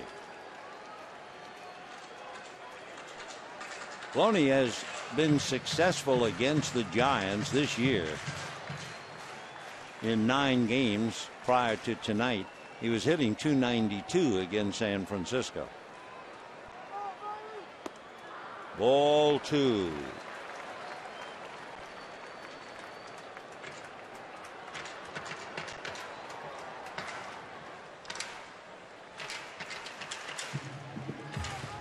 6 runs, 7 hits for the Giants, 1 fortunate run, 6 hits for the Dodgers. And popped up. It will be Brandon Crawford. That'll be that. So the Dodgers get a run, but they're very fortunate on the fly ball misplayed by Hunter Pence. And at the end of 6, 6-1 San Francisco.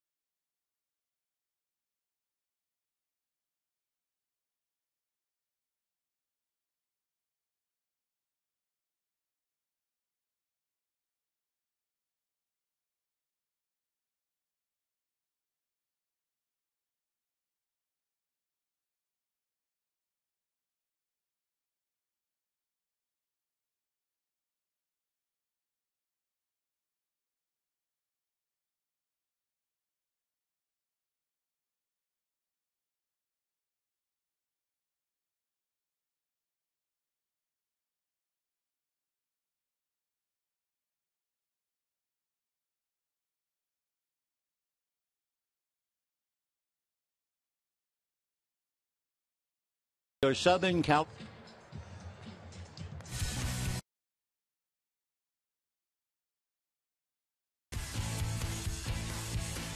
Dodger Baseball on KCAL 9 is brought to you by your Southern California Lexus dealer, who invites you to test drive a luxurious Lexus today. Visit Lexus.com. And by Sports Authority, the official sporting goods retailer of the Los Angeles Dodgers. Giants lead the Dodgers 6-1, trying to sweep the series for the first time here since 2007. And Ruby De La Rosa makes a rather remarkable appearance. You have to remember, it was August 1 last year, and he went on the DL. He had a sore right elbow. And then later in August, Ruby had the Tommy John reconstructive surgery to repair a partially torn ulnar collateral ligament in the right elbow. So from late August of last year, normally it seems to me it takes about a year and a half. But for him, 1 year, and he's back pitching in the big leagues. How well remains to be seen. He's from the Dominican and throws very, very hard. Fastball strike at 94. When he first came up to the Dodgers, he had everybody oohing and eyeing. He would hit 100 on the gun. And recently they asked him, "Have you thrown 100 since the surgery?" He said, "No, I'm afraid to." He said, "I've been clocked at 95, but I'm just not quite ready to let it all fly." Angel Pagan has let it all fly. He's had a great series, and 2 for 3 again tonight. 1-2. De La Rosa took a lot off on that pitch. When you look at the top of the Giant lineup, the top 3 have really been productive, led by Pagan. Fouled away. Give you an idea, Pagan in the series is 7 for 12, has scored 5 runs. On deck, Marco Scudero is 6 for 11 with a very valuable sacrifice in the first game. Pablo Sandoval has had 2 scoring fly balls, 2 sacks, and 4 RBIs while going 3 for 8. So if you look at the top 3 in the order, they have 16 hits amongst them in the 3 games.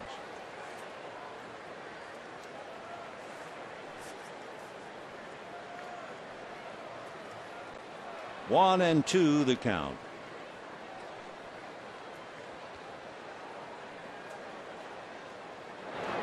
2-2.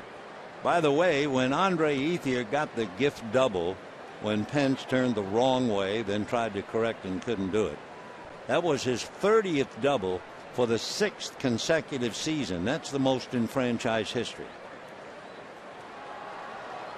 2 balls, 2 strikes. Line foul. Tomorrow the off day, and the Marlins will be in here. Friday night, Saturday at 6:10, and then Sunday afternoon. Dodgers will go to Colorado for 3 and then come back and play Arizona and San Diego.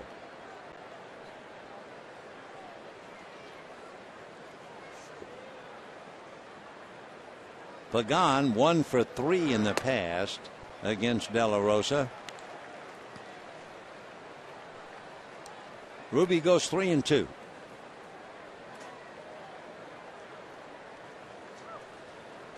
De La Rosa didn't really play organized baseball growing up in the Dominican at all. Ground foul. De La Rosa went to a tryout camp when he was about to turn 16, and he went home without any offers. Because he was also only 5'7" and very thin.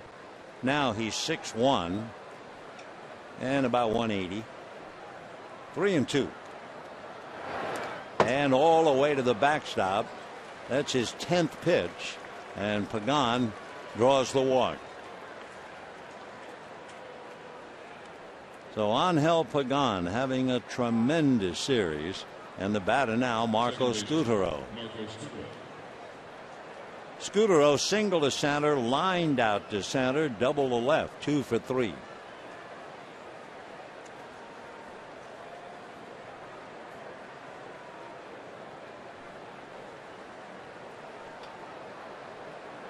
Scutaro hitting .286, half a dozen home runs, 48 runs batted in. When Ruby De La Rosa was growing up, we mentioned that he didn't play organized baseball. What he did do was play a game called La Plaquita, which is a Dominican variation of cricket.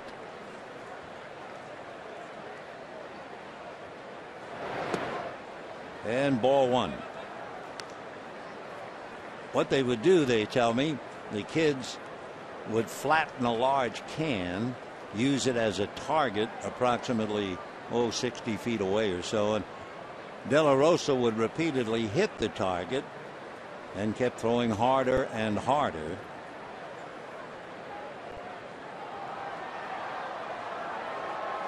There goes the runner. The pitch is high. The throw is late. And Pagan, with everything else that he has done so well, steals a base. That's his 20th. Well, they were talking about the Giants and how they were going to suffer because they lost Melky Cabrera. And they say Angel Pagan has really picked up the slack. 2-0 to Scutaro. They're not going to let Ruby stay out there all night. They're just trying to give him a little work. Little flare, angling out is Mark Ellis, holding on is Pagan. So they get Scutaro, who is trying to advance the runner and go the other way. He is a wonderful player to watch every day. So 1 out. Brandon Crawford hitting in the number 3 slot, formerly occupied by Pablo Sandoval.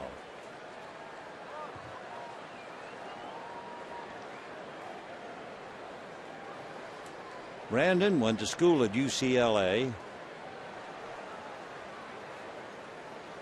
Every game he plays, the Giants tell me, he gets a little bit better.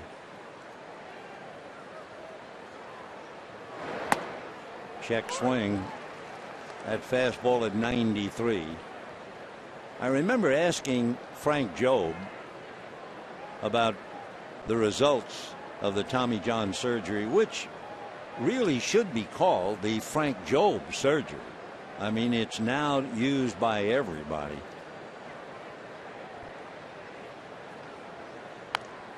And I was asking him, how come, number one, the players seem to come back from it quicker, and number two, they come back stronger? Is there something new in the surgery itself? And Frank Jobe said, no, it's the exact same surgery. However, the rehab is different. The rehab has changed, and that's why they come back stronger.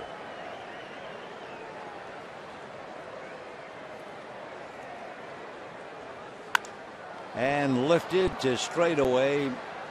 Kemp is there.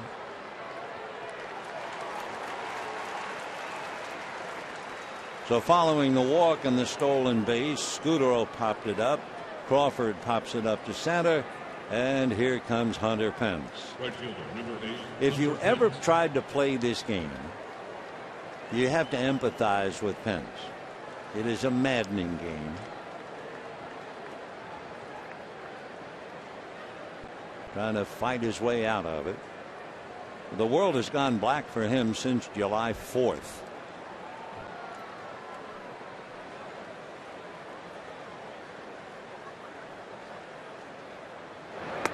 Ball one.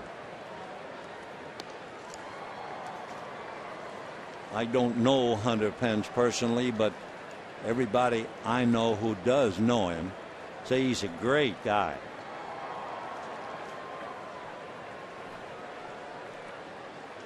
Crowd loved him in Houston. They loved him in Philadelphia. Seems to be all elbows and kneecaps, running around, whether he's swinging the bat, playing the outfield. Total effort at all times.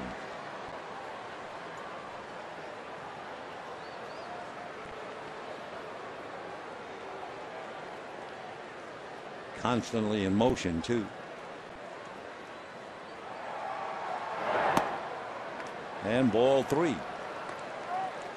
Well, I say one thing, it is not automatic 3-0 take. Boshi knows all about struggling as a hitter.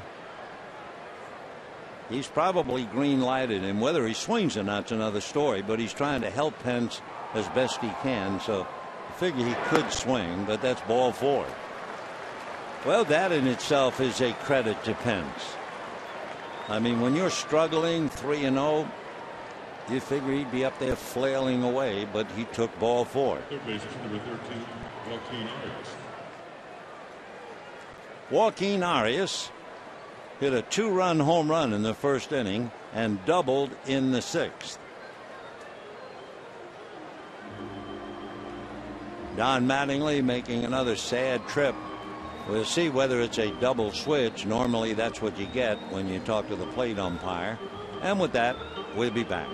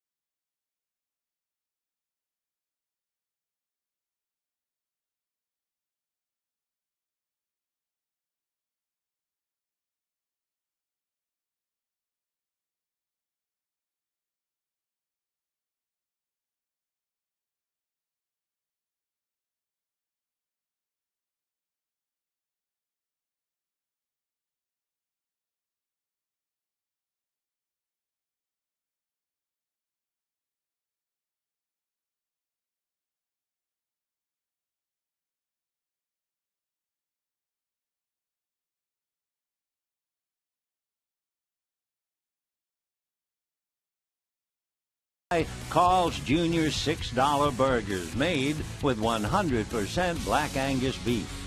by Dodge. Visit us at Dodge.com or see your local dealer today. And by Bank of America. Giants lead the Dodgers 6-1. Jamie Wright, who came in and made 9 pitches in the 9th inning last night, comes right back here in the 7th inning tonight.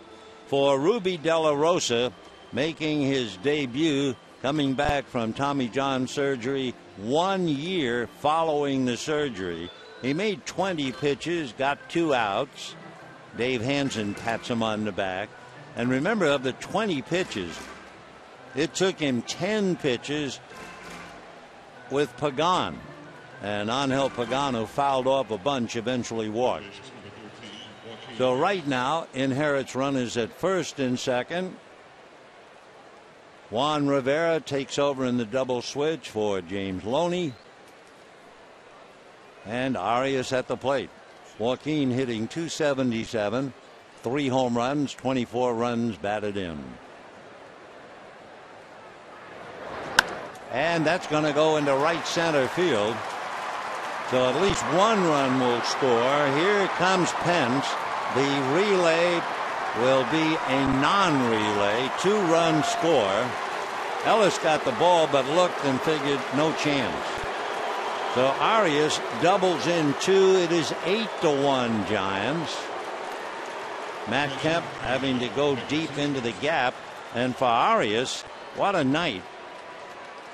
He has 2 doubles and a 2-run home run. The second double drives in 2 more. So he has driven in 5 runs tonight. And here is Hector Sanchez. Little comebacker under the glove of Wright, picked up by Ramirez, and he gets him.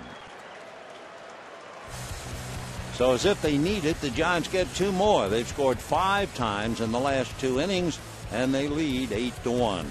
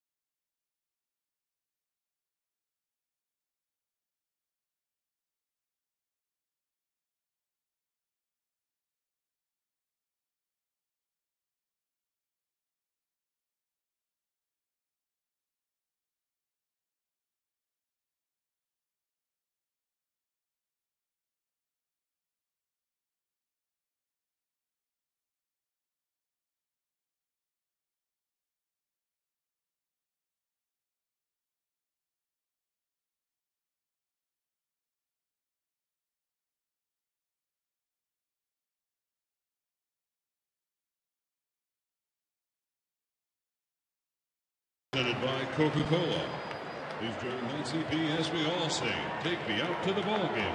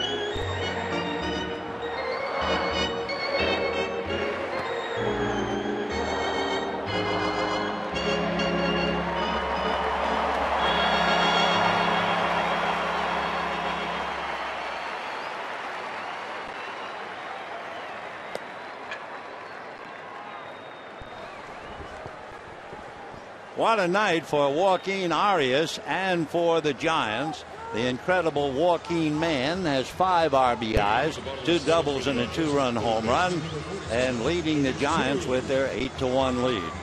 Dodgers staggered in the first inning when the Giants scored 3, and they've never been able to recover. For Arias, those 5 RBIs, a career high.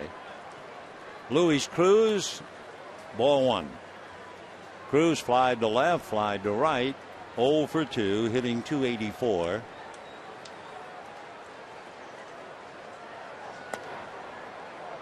Two and 0 the count.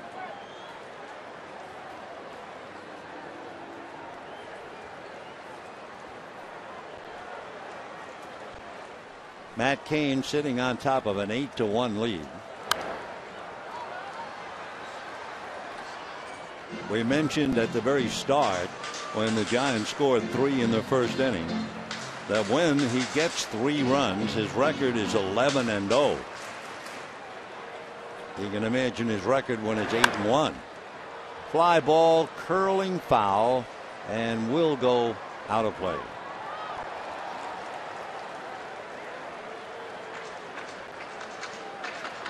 Cruz, Ellis, and the pitcher spot. Rivera in the double switch as Hanley Ramirez and Matt Kemp very quietly look on. That's hit to the hole, base hit to right field.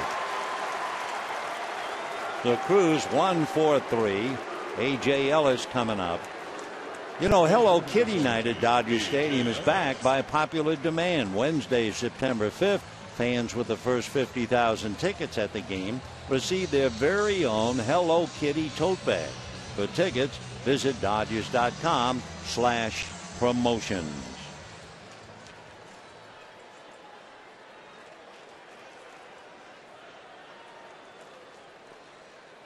A.J. Ellis doubled and singled. Ball 1. Cain has made 87 pitches so far with nobody out in the 7th inning.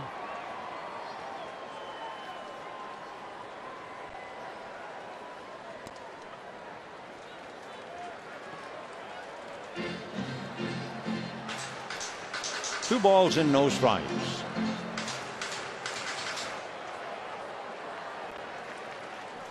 Eight runs, 8 hits for the Giants. 1 run, 7 hits for the Dodgers.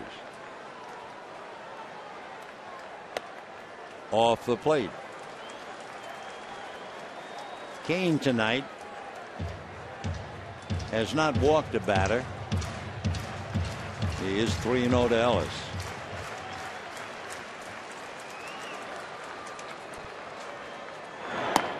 In there.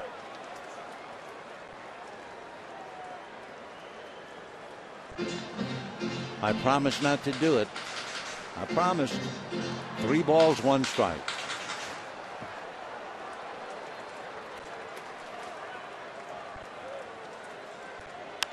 And a high fly ball into left center.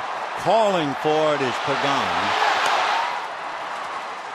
So back to first comes Cruz on a long fly ball for an out. And Juan Rivera will be coming up. So Pagan, who's been everywhere throughout the series, and he gets an out here in the 7th.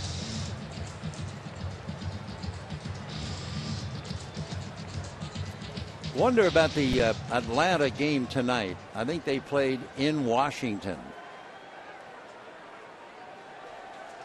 The reason I bring that up, Atlanta played in Washington. They will now fly from Washington to San Francisco, and they'll start a 4-game series tomorrow. Right. Of course, later on, the Giants have a tough road to hoe. They will play a night game in Houston, and the next day, a day game in Wrigley Field, Chicago. And because it's in the same time zone, they'll get away with a night game following by a day game after all that traveling. And boy, at this time of the year, when they ask you for those long flights and you play the next day or in some cases the same day. Really tough. 1 ball and 1 strike.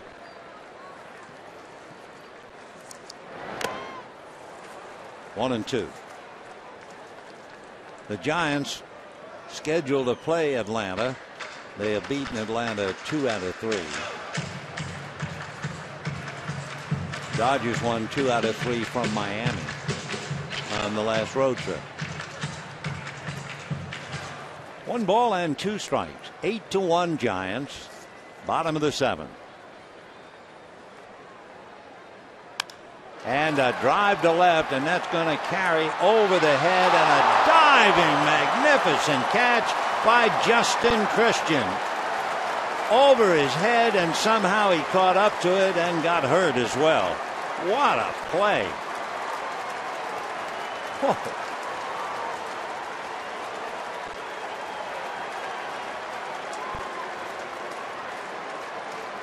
So Rivera drives one over Christian's head, and somehow he catches up to it. Look at that. Hard roll over, bang. Hurt the hand.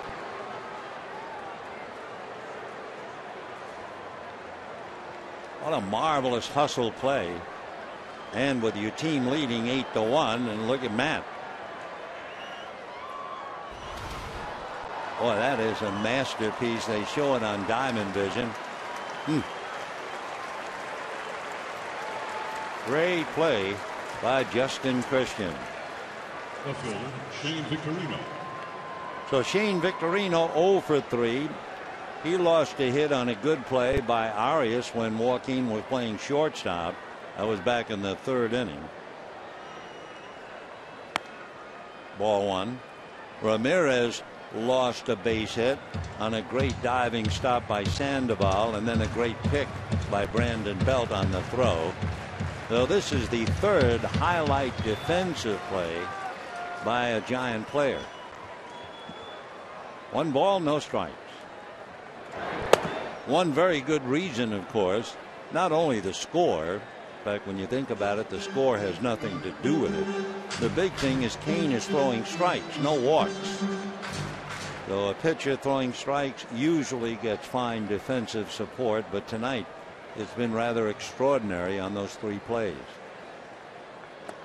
In there. Took a lot off a breaking ball. 2-1.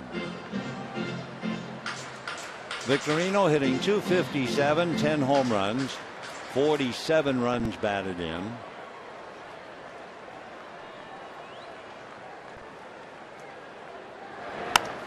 Pop foul, out of play. 8 runs, 8 hits for the Giants. 1 run, 7 hits for the Dodgers. It's been Matt Cain for the Dodgers, Capuano, Paulison, De La Rosa, and Wright.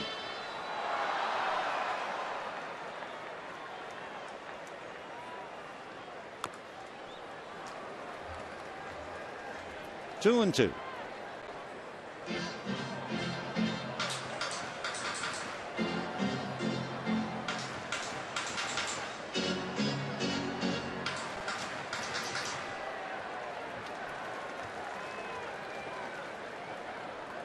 They're not holding Cruz. Belt deep behind him, and Victorino fooled and strikes out a second time. That would be 5 strikeouts for Matt Cain, and a round of applause for Justin Christian, and it's 8-1 Giants.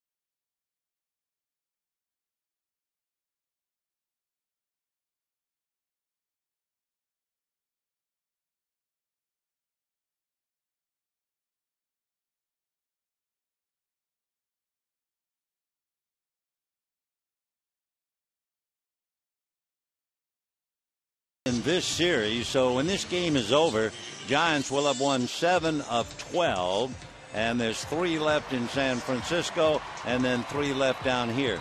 So what the Dodgers will try to do is to get well against the Miami Marlins Friday, Saturday, Sunday, all 3 games on Prime.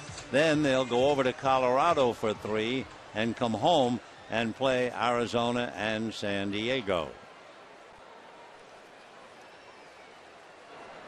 Diamondbacks feasting on the Marlins. They swept a doubleheader. Arizona beat Miami 3-2 and 3-0. And the Dodgers are hoping to recoup a little bit while the Giants are playing Atlanta. 1-1 to Brandon Belt. Belt grounded out, lined out, and was walked intentionally.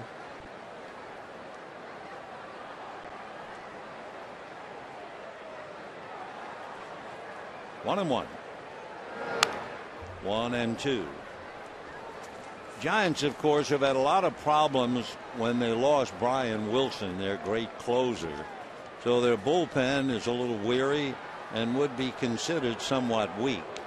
So it's a question how long Bruce Bochy would pitch Matt Cain with a comfortable 7-run lead, but he could use some rest for the pen. And in looking at Matt Cain's work, he's had 1 game where he made 125 pitches, but of course that was the perfect game. His high otherwise 117. That's when he beat the Cubs. He has made 101 pitches through 7 innings tonight. So Wright takes care of Brandon Belt. 1 out in the 8th inning, and the batter will be Justin Christian, who made that remarkable catch on the ball hit by Rivera. Justin Christian.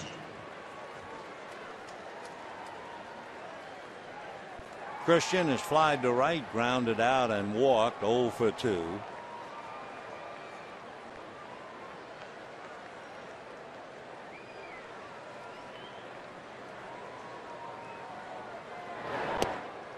Ball 1.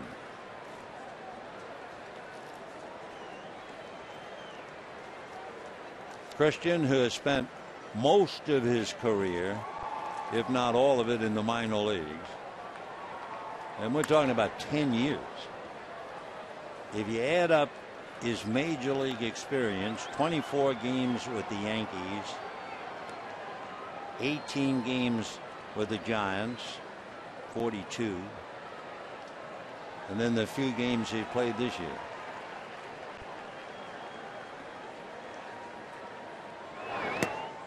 Ball 2.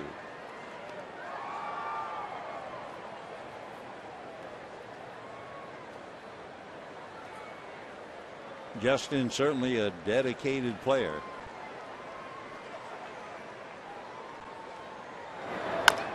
Slow roller. Cruz on the run. Shoots him down. 2 out. And Matt Cain will be coming up. Friends, you can follow the Dodgers with MLB.com at bat 12 for your iPhone, iPad, BlackBerry, Android, and Windows Mobile. You'll get live audio, pitch tracking, video highlights, and a heck of a lot more. So text @BAT to 31826 or visit Dodgers.com for details. Matt Cain grounded out twice, struck out 0 for 3 on his way to his 13th win, unless the Dodgers have a remarkable comeback. 8-1. Favor the Giants. The paid attendance tonight 40,173. 40,173. A little while ago we were speculating about Atlanta playing a night game in Washington, D.C. Well, among other things, there was a 29-minute rain delay. The game took 2 hours and 51 minutes. you are really fortunate if you can get off the ground 2 hours after the last out, because among other things, having to go through security, that takes a little extra. So Atlanta just didn't rack up and leave, and they have that long flight from Washington to San Francisco, and they play the Giants tomorrow. That'll do it for Matt. 3 ground balls to get rid of the top of the 8th. And we're heading for the bottom of the 8th, 8-1 Giants.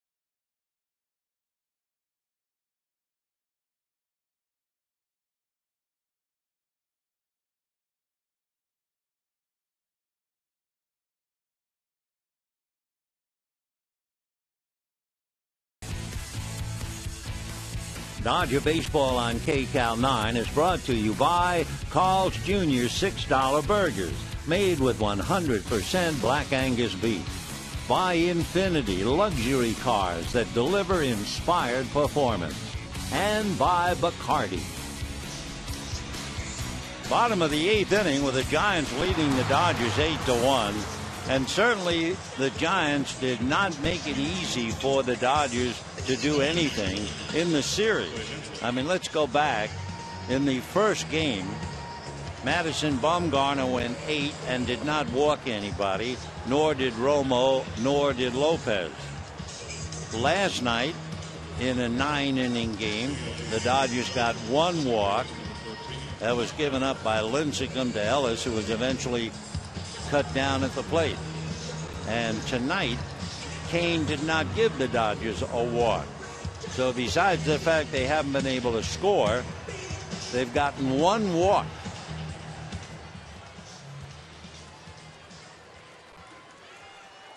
Matt Ellis, Matt Kemp, Andre Ethier. So Clay Hensley out of Pearland, Texas. Ball 1. Clay out of Lamar University, drafted by the Giants, but he came up with the Padres. He was with the Padres from 05 through 08. Then he went to the Marlins, and here he is. That's a strike. Hensley working on Mark Ellis. Mark has fouled out, doubled, and flied to left. 1 ball and 1 strike. The other thing, not only have the Dodgers not gotten any walks, they were shut out until the 9th inning of the first game, so they wound up with 1 run. They had 1 run last night for 2 runs and would not have a run tonight, except Hunter Pence was fooled and misplayed the long fly ball by Ethier. Hard ground ball by the sprawling Arias and down the line. Ellis on his way for 2, and Mark is in there with a leadoff double against Hensley. So Mark Ellis goes 2 for 3 with a couple of doubles.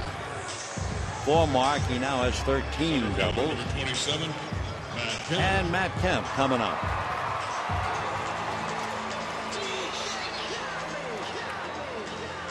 Matt Cain went 7 innings, made 102 pitches, should have had a shutout. 7 hits, no walks, 5 strikeouts.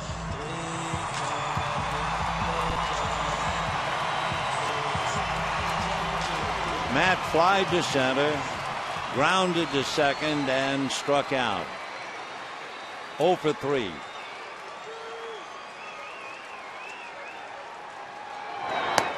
And a strike. 0-1.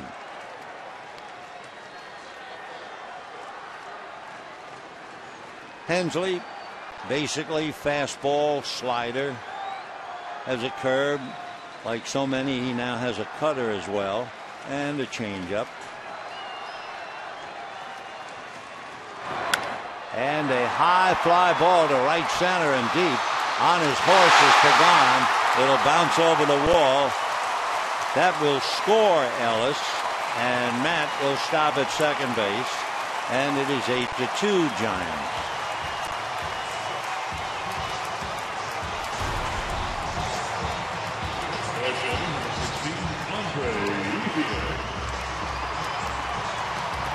So Hensley gives up back-to-back doubles. Bruce Bochy going out to talk to Hensley. The batter will be Andre Ethier, who is 1 for 3. Jeremy Affeldt, the left-hander's down in the bullpen, and they're going to get him. So that is not what Bochy wanted. With a somewhat tired bullpen, he wanted Hensley to give him some outs, and Clay couldn't do it. We'll be right back.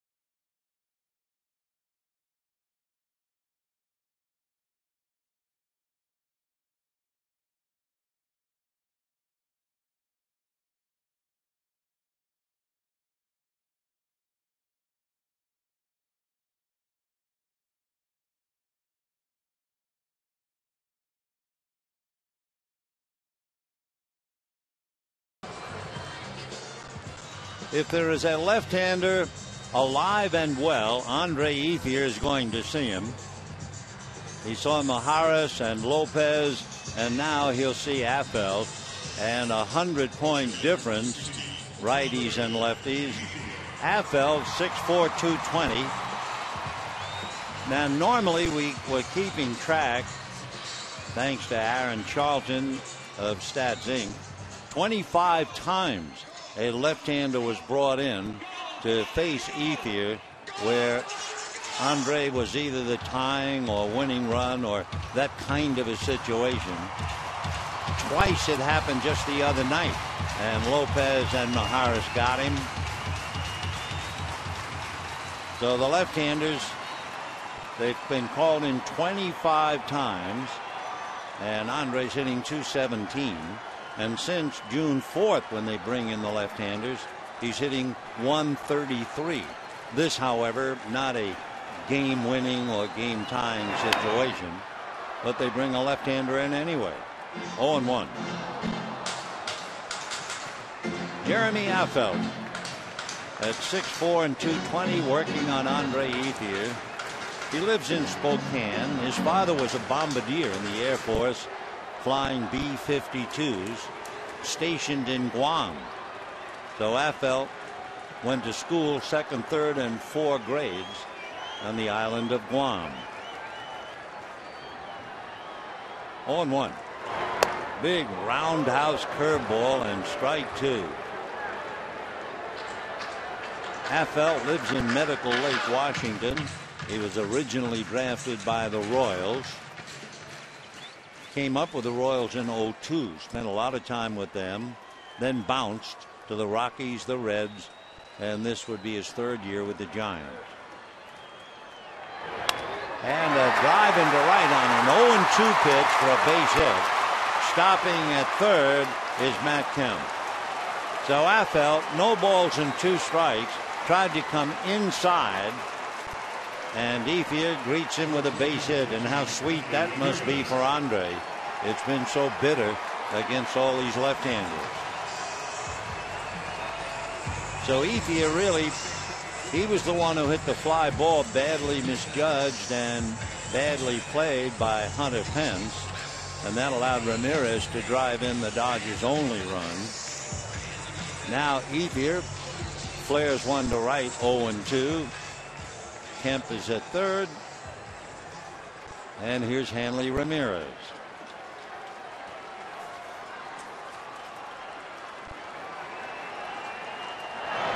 Fouled away. Ramirez has only had 1 at bat against Affeldt in the past. He's 0 for 1.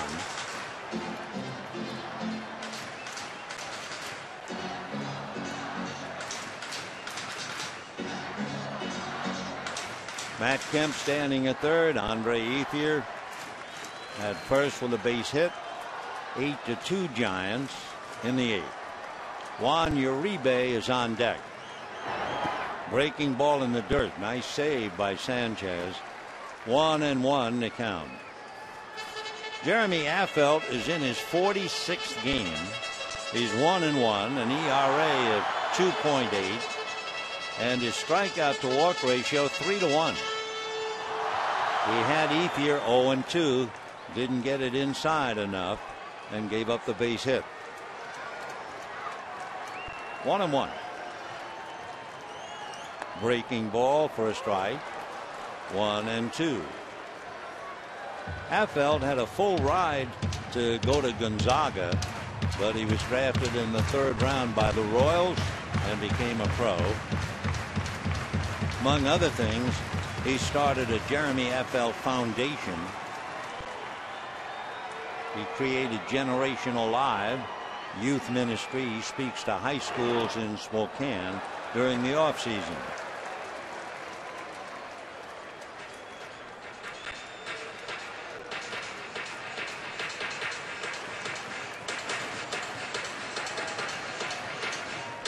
Affeldt, 33 years old. 2-2 the count to Hanley Ramirez. Kemp at 3rd, Ethier at 1st. Nobody out. Fastball, and he missed.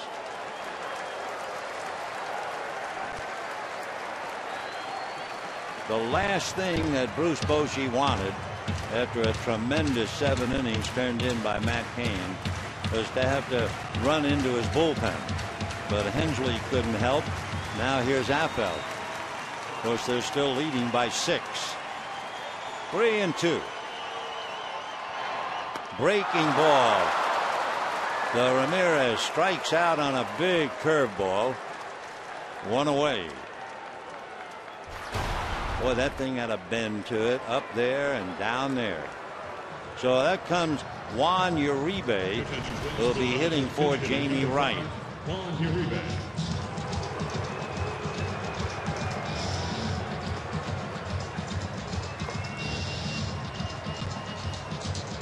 Uribe hitting 182, 2 home runs, 17 runs batted in. Ethier and Kemp at the corners. Uribe has worn out Affeldt in the past. Uribe is 6 for 11. That's a .545 batting average against the left-hander.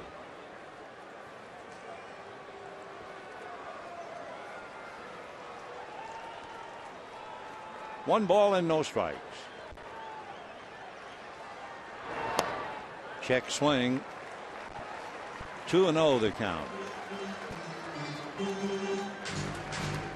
So they started Clay Hensley and Mark Ellis double a left. Kemp a ground rule double for a run. And then Ethier hit a no ball 2 strike pitch in on the hands and was able to muscle it into right field for a base hit. 2-0. Fastball. And he hits 92 on the gun, and the count 2 balls and 1 strike. Uribe, coming off the bench, is 1 for 13. He has 1 run batted in.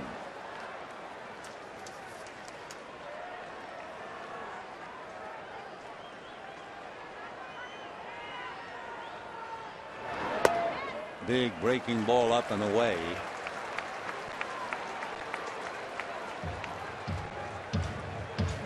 On deck, Luis Cruz. Dodgers trying to get up off the floor here in the 8th inning.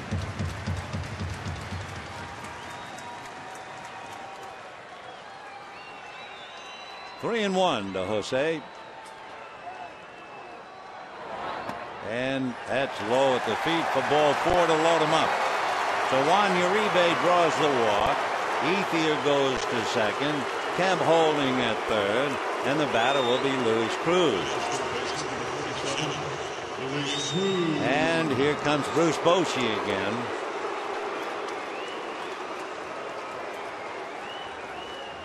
The Giant bullpen, as someone said, is like a donkey.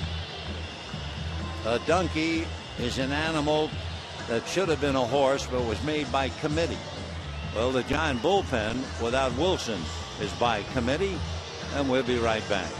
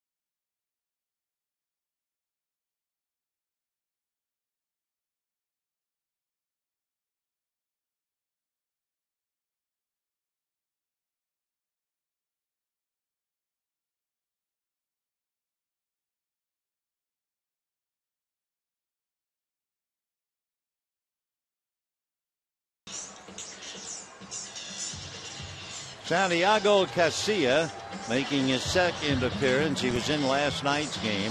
He's a fellow we understand had been bothered by blisters, but he gave the Giants a good inning last night. So we'll see how he goes tonight. But again, this is a nightmare for the manager. I mean, there they are with a very comfortable 8-1 lead, and they just need some outs from the bullpen. And all of a sudden, Hensley can't do it, Affel can't do it, and now they look to Casilla. And what's a nightmare is they're wasting their pitchers in the bullpen, and they have the Braves coming up for 4. So this might not seem that important at first glance, but it's very important, not only for tonight, but what it might do to the Giants in the Atlanta series. Cruz flied to left, flied to right, single to right, and he's up there now with the bases loaded. Kemp, Ethier, and Uribe out on the lines. 0-1.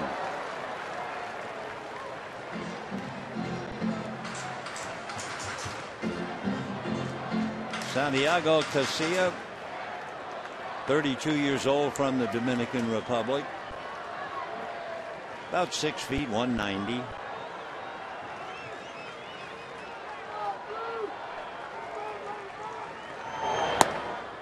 One ball and one strike. One thing about Casilla, for one reason or another, blisters or other things, but he has blown 6 saves.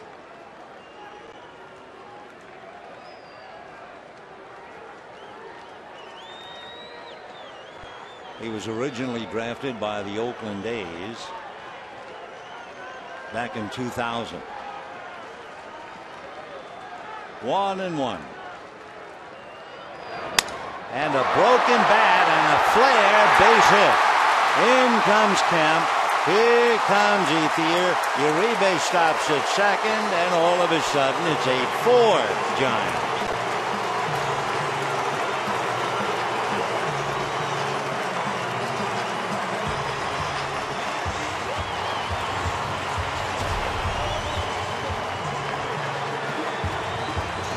So Luis Cruz breaks his bat and picks up 2 runs batted in. 8-4 Giants in the 8th. Still just 1 out, and the batter will be A.J. Ellis. What was that we talked about way back at the beginning of the game about Joe Sewell? Tommy Lasorda thought that Joe Sewell used the same bat for 4 years. And we see bats breaking like celery stalks throughout the league. Cruz will take it. A broken bat, 2-run RBI appearance anytime. Ellis double, single, fly to center. Still only 1 out. 8 runs, 8 hits for the Giants. 4 runs, 11 hits for the Dodgers.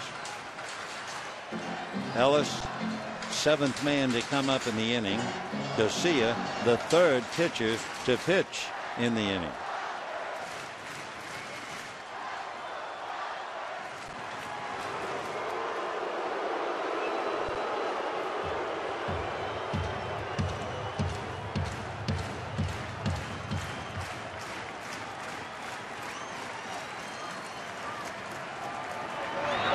Fastball, comebacker. They'll get 1. They will get 2. So Ellis hits into the double play to stop the inning abruptly. And at the end of 8, after scoring 3, Giants 8, Dodgers.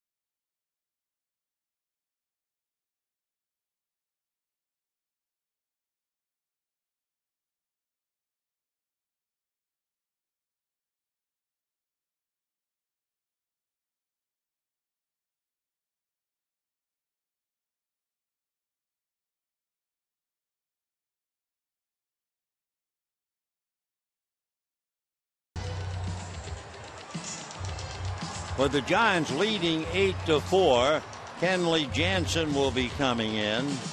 Jansen making his first appearance in the series, so you understand that the Dodgers have not had a lead during this series where they could use him to save it. With his 25 saves, Kenley will be pitching to the top of the Giant order. And as far as the Dodgers are concerned, Angel Pagan has just been at bat 40 times in the 3 games. Every time they look up, he's not only on base but scoring runs, making fine plays in the outfield, and sure enough, Pagan will lead off in the 9th inning. He has a single, double, walk, stolen base, and he has scored twice. That's Pagan. So Kenley Jansen about ready, and they'll hook up here in the 9th inning. When the Dodgers bat in the 9th, they will have Rivera, Victorino, and Ellis, and if anybody gets on, Matt Kemp would be the possible tying run, maybe.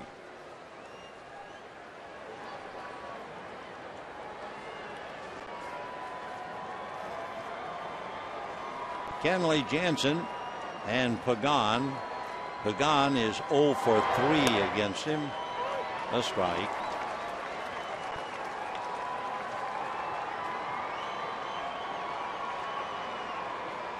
Opened up each of the 3 games in the first inning with a base hit and scored a run. Doubled and scored in game 1, single and scored in game 2, double and scored in game 3, fouled away.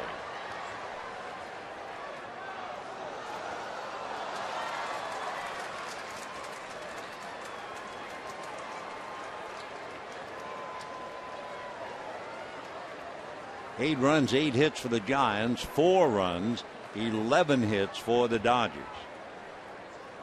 1 home run in the game. Joaquin Arias in the first inning with a man aboard. Foul back.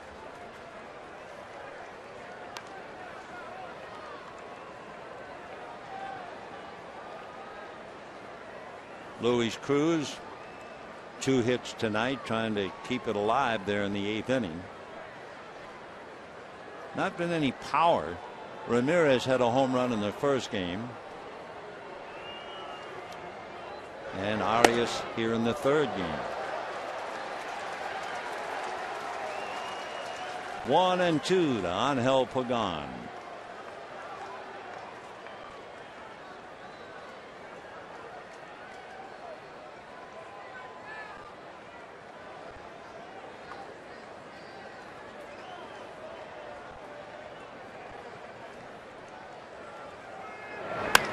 Poked foul, 94-mile-an-hour fastball, and he just tried to put the bat on it.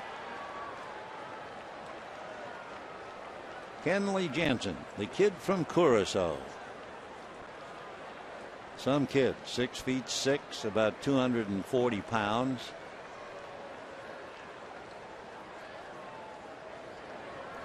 One and two to the switch hitting Pagan. 2-2. Dodgers have used Capuano, Tolleson, De La Rosa, Wright, and now Jansen. The Giants have used Kane, Hensley, Affelt, and Casilla. Casilla, by the way, made only 5 pitches last night, but he made 19 pitches tonight. And that line drive finds the glove of Mark Ellis. 1 away. Second baseman, number 19. Marco Scutaro singled in the first inning, then lined out, doubled, and popped up. 2 hits, scored 1. His 2 hits actually set up 2 runs. His single sent Pagan to third in the first inning. His double sent Pagan to third in the 6th inning. Right.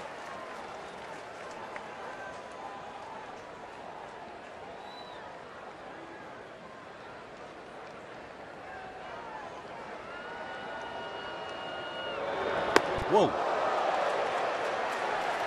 1 ball and 1 strike.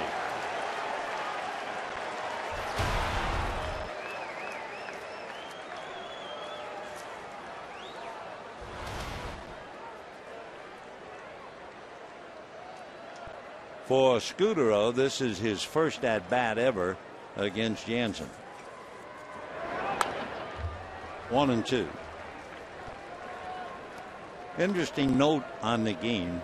Joaquin Arias is certainly a leading man tonight. But if you go back to February in 2004, you realize the potential that people saw in Arias. He was acquired by the Texas Rangers. Scudero strikes out, but Arias was acquired by the Rangers to complete a deal that involved two other players you might have heard of, Alfonso Soriano and Alex Rodriguez.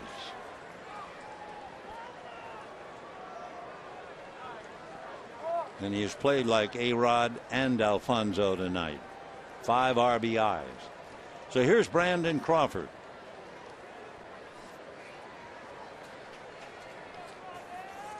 Crawford hitting .246, 4 home runs, 39 runs batted in, 0-1 the count.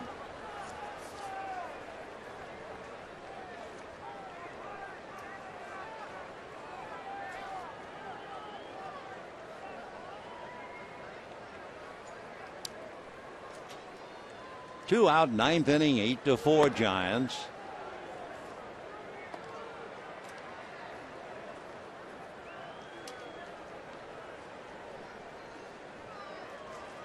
Jansen so far making 13 pitches in the inning. That's a strike. Came right over the top at 93. 1 ball and 2 strikes.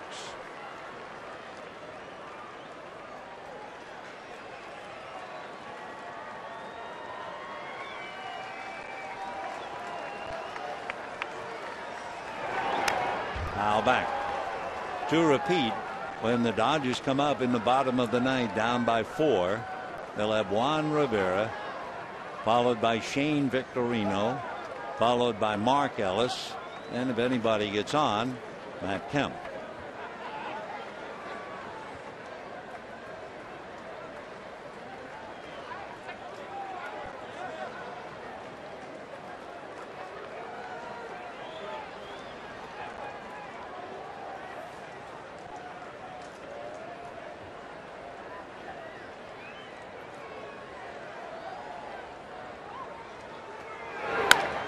Little ground ball to Mark Ellis. That ought to do the top of the 9th. So we will see. Bottom of the 9th inning. Giants 8, Dodgers 4. Rivera, Victorino, and Ellis coming up.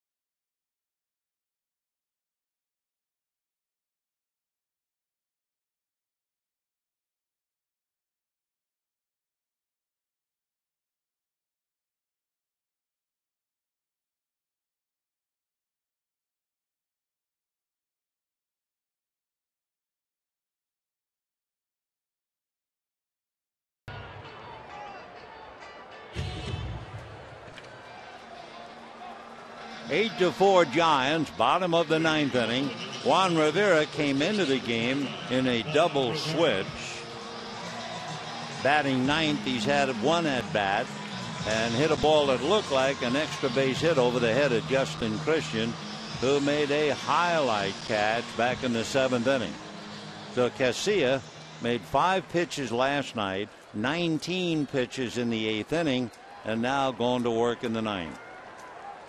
Rivera hitting .238, 6 home runs, 40 runs batted in, light breeze blowing from left to right has just come up.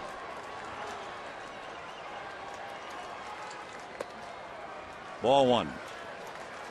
94-mile-an-hour fastball in on the hands. Jansen, by the way, made 16 pitches in the top of the ninth. 1 ball and no strikes. That's in there. That was 95. 1 ball and 1 strike. Santiago Casilla.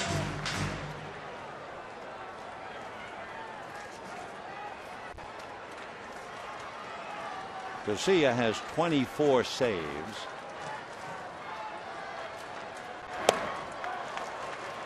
One and two, and he's throwing hard.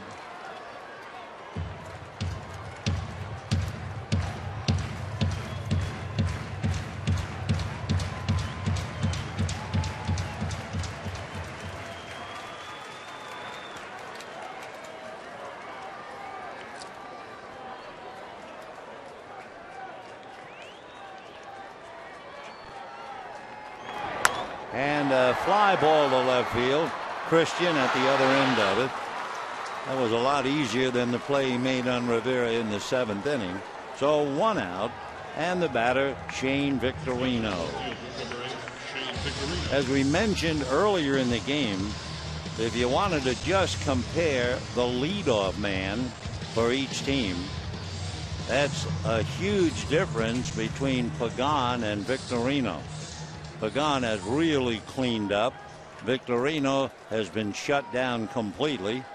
So that one comparison, in a sense, encapsulates what's happened in the 3-game series. That's right. Shane tonight 0 for 4, struck out twice. He is 1 for 12 in the series.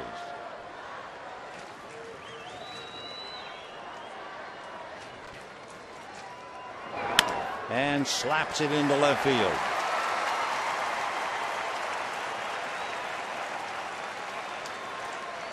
So Victorino goes the other way for a base hit, and the batter now will be Mark Ellis. Victorino did a little bit of base running in game 1. He was thrown out trying to steal in the 3rd inning, and then in the 6th inning of game 1 he stole 2nd and he stole 3rd. Down by 4. He stands over there having stolen 29 out of 35. Time. Chris Guccione, the plate umpire.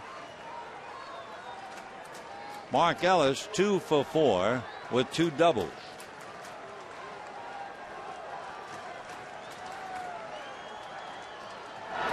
Fastball, ball 1. Sanchez out to chat.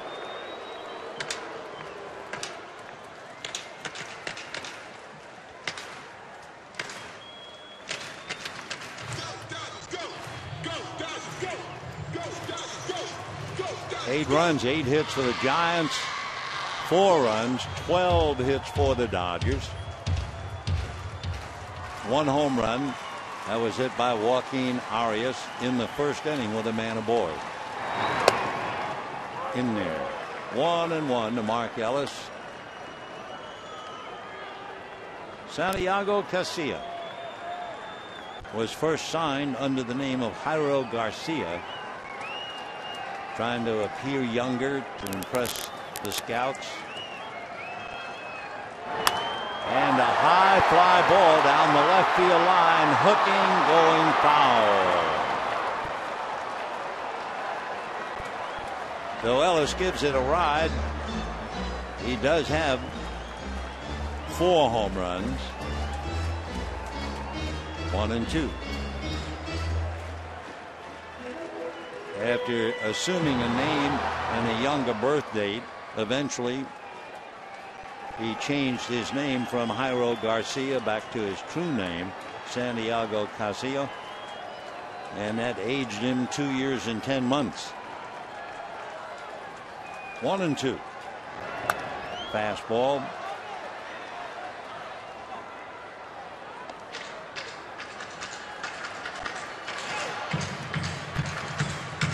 He's been a very conservative reliever in the sense right-hand hitters are hitting .227 against him, and left-hand hitters are hitting .226.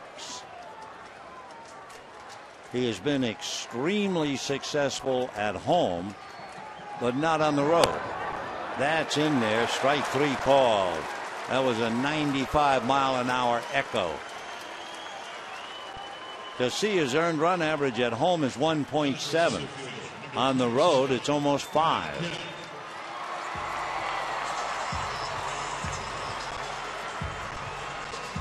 So here's Matt Kemp with his foot in the door. Giants trying to close it up.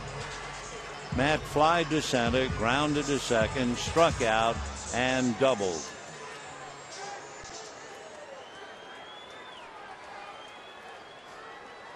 Two out in the ninth, 8-4 Giants trying to sweep the Dodgers in a 3-game series at Dodger Stadium for the first time since 2007. Don't forget, the Miami Marlins will be here for the weekend as the Dodgers try to heal and recover. 0-1.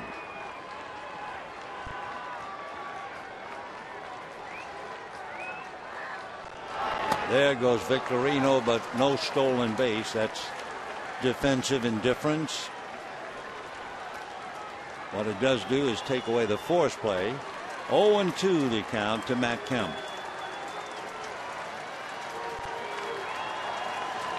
The biggest lead the Giants have enjoyed this year would be 3 games.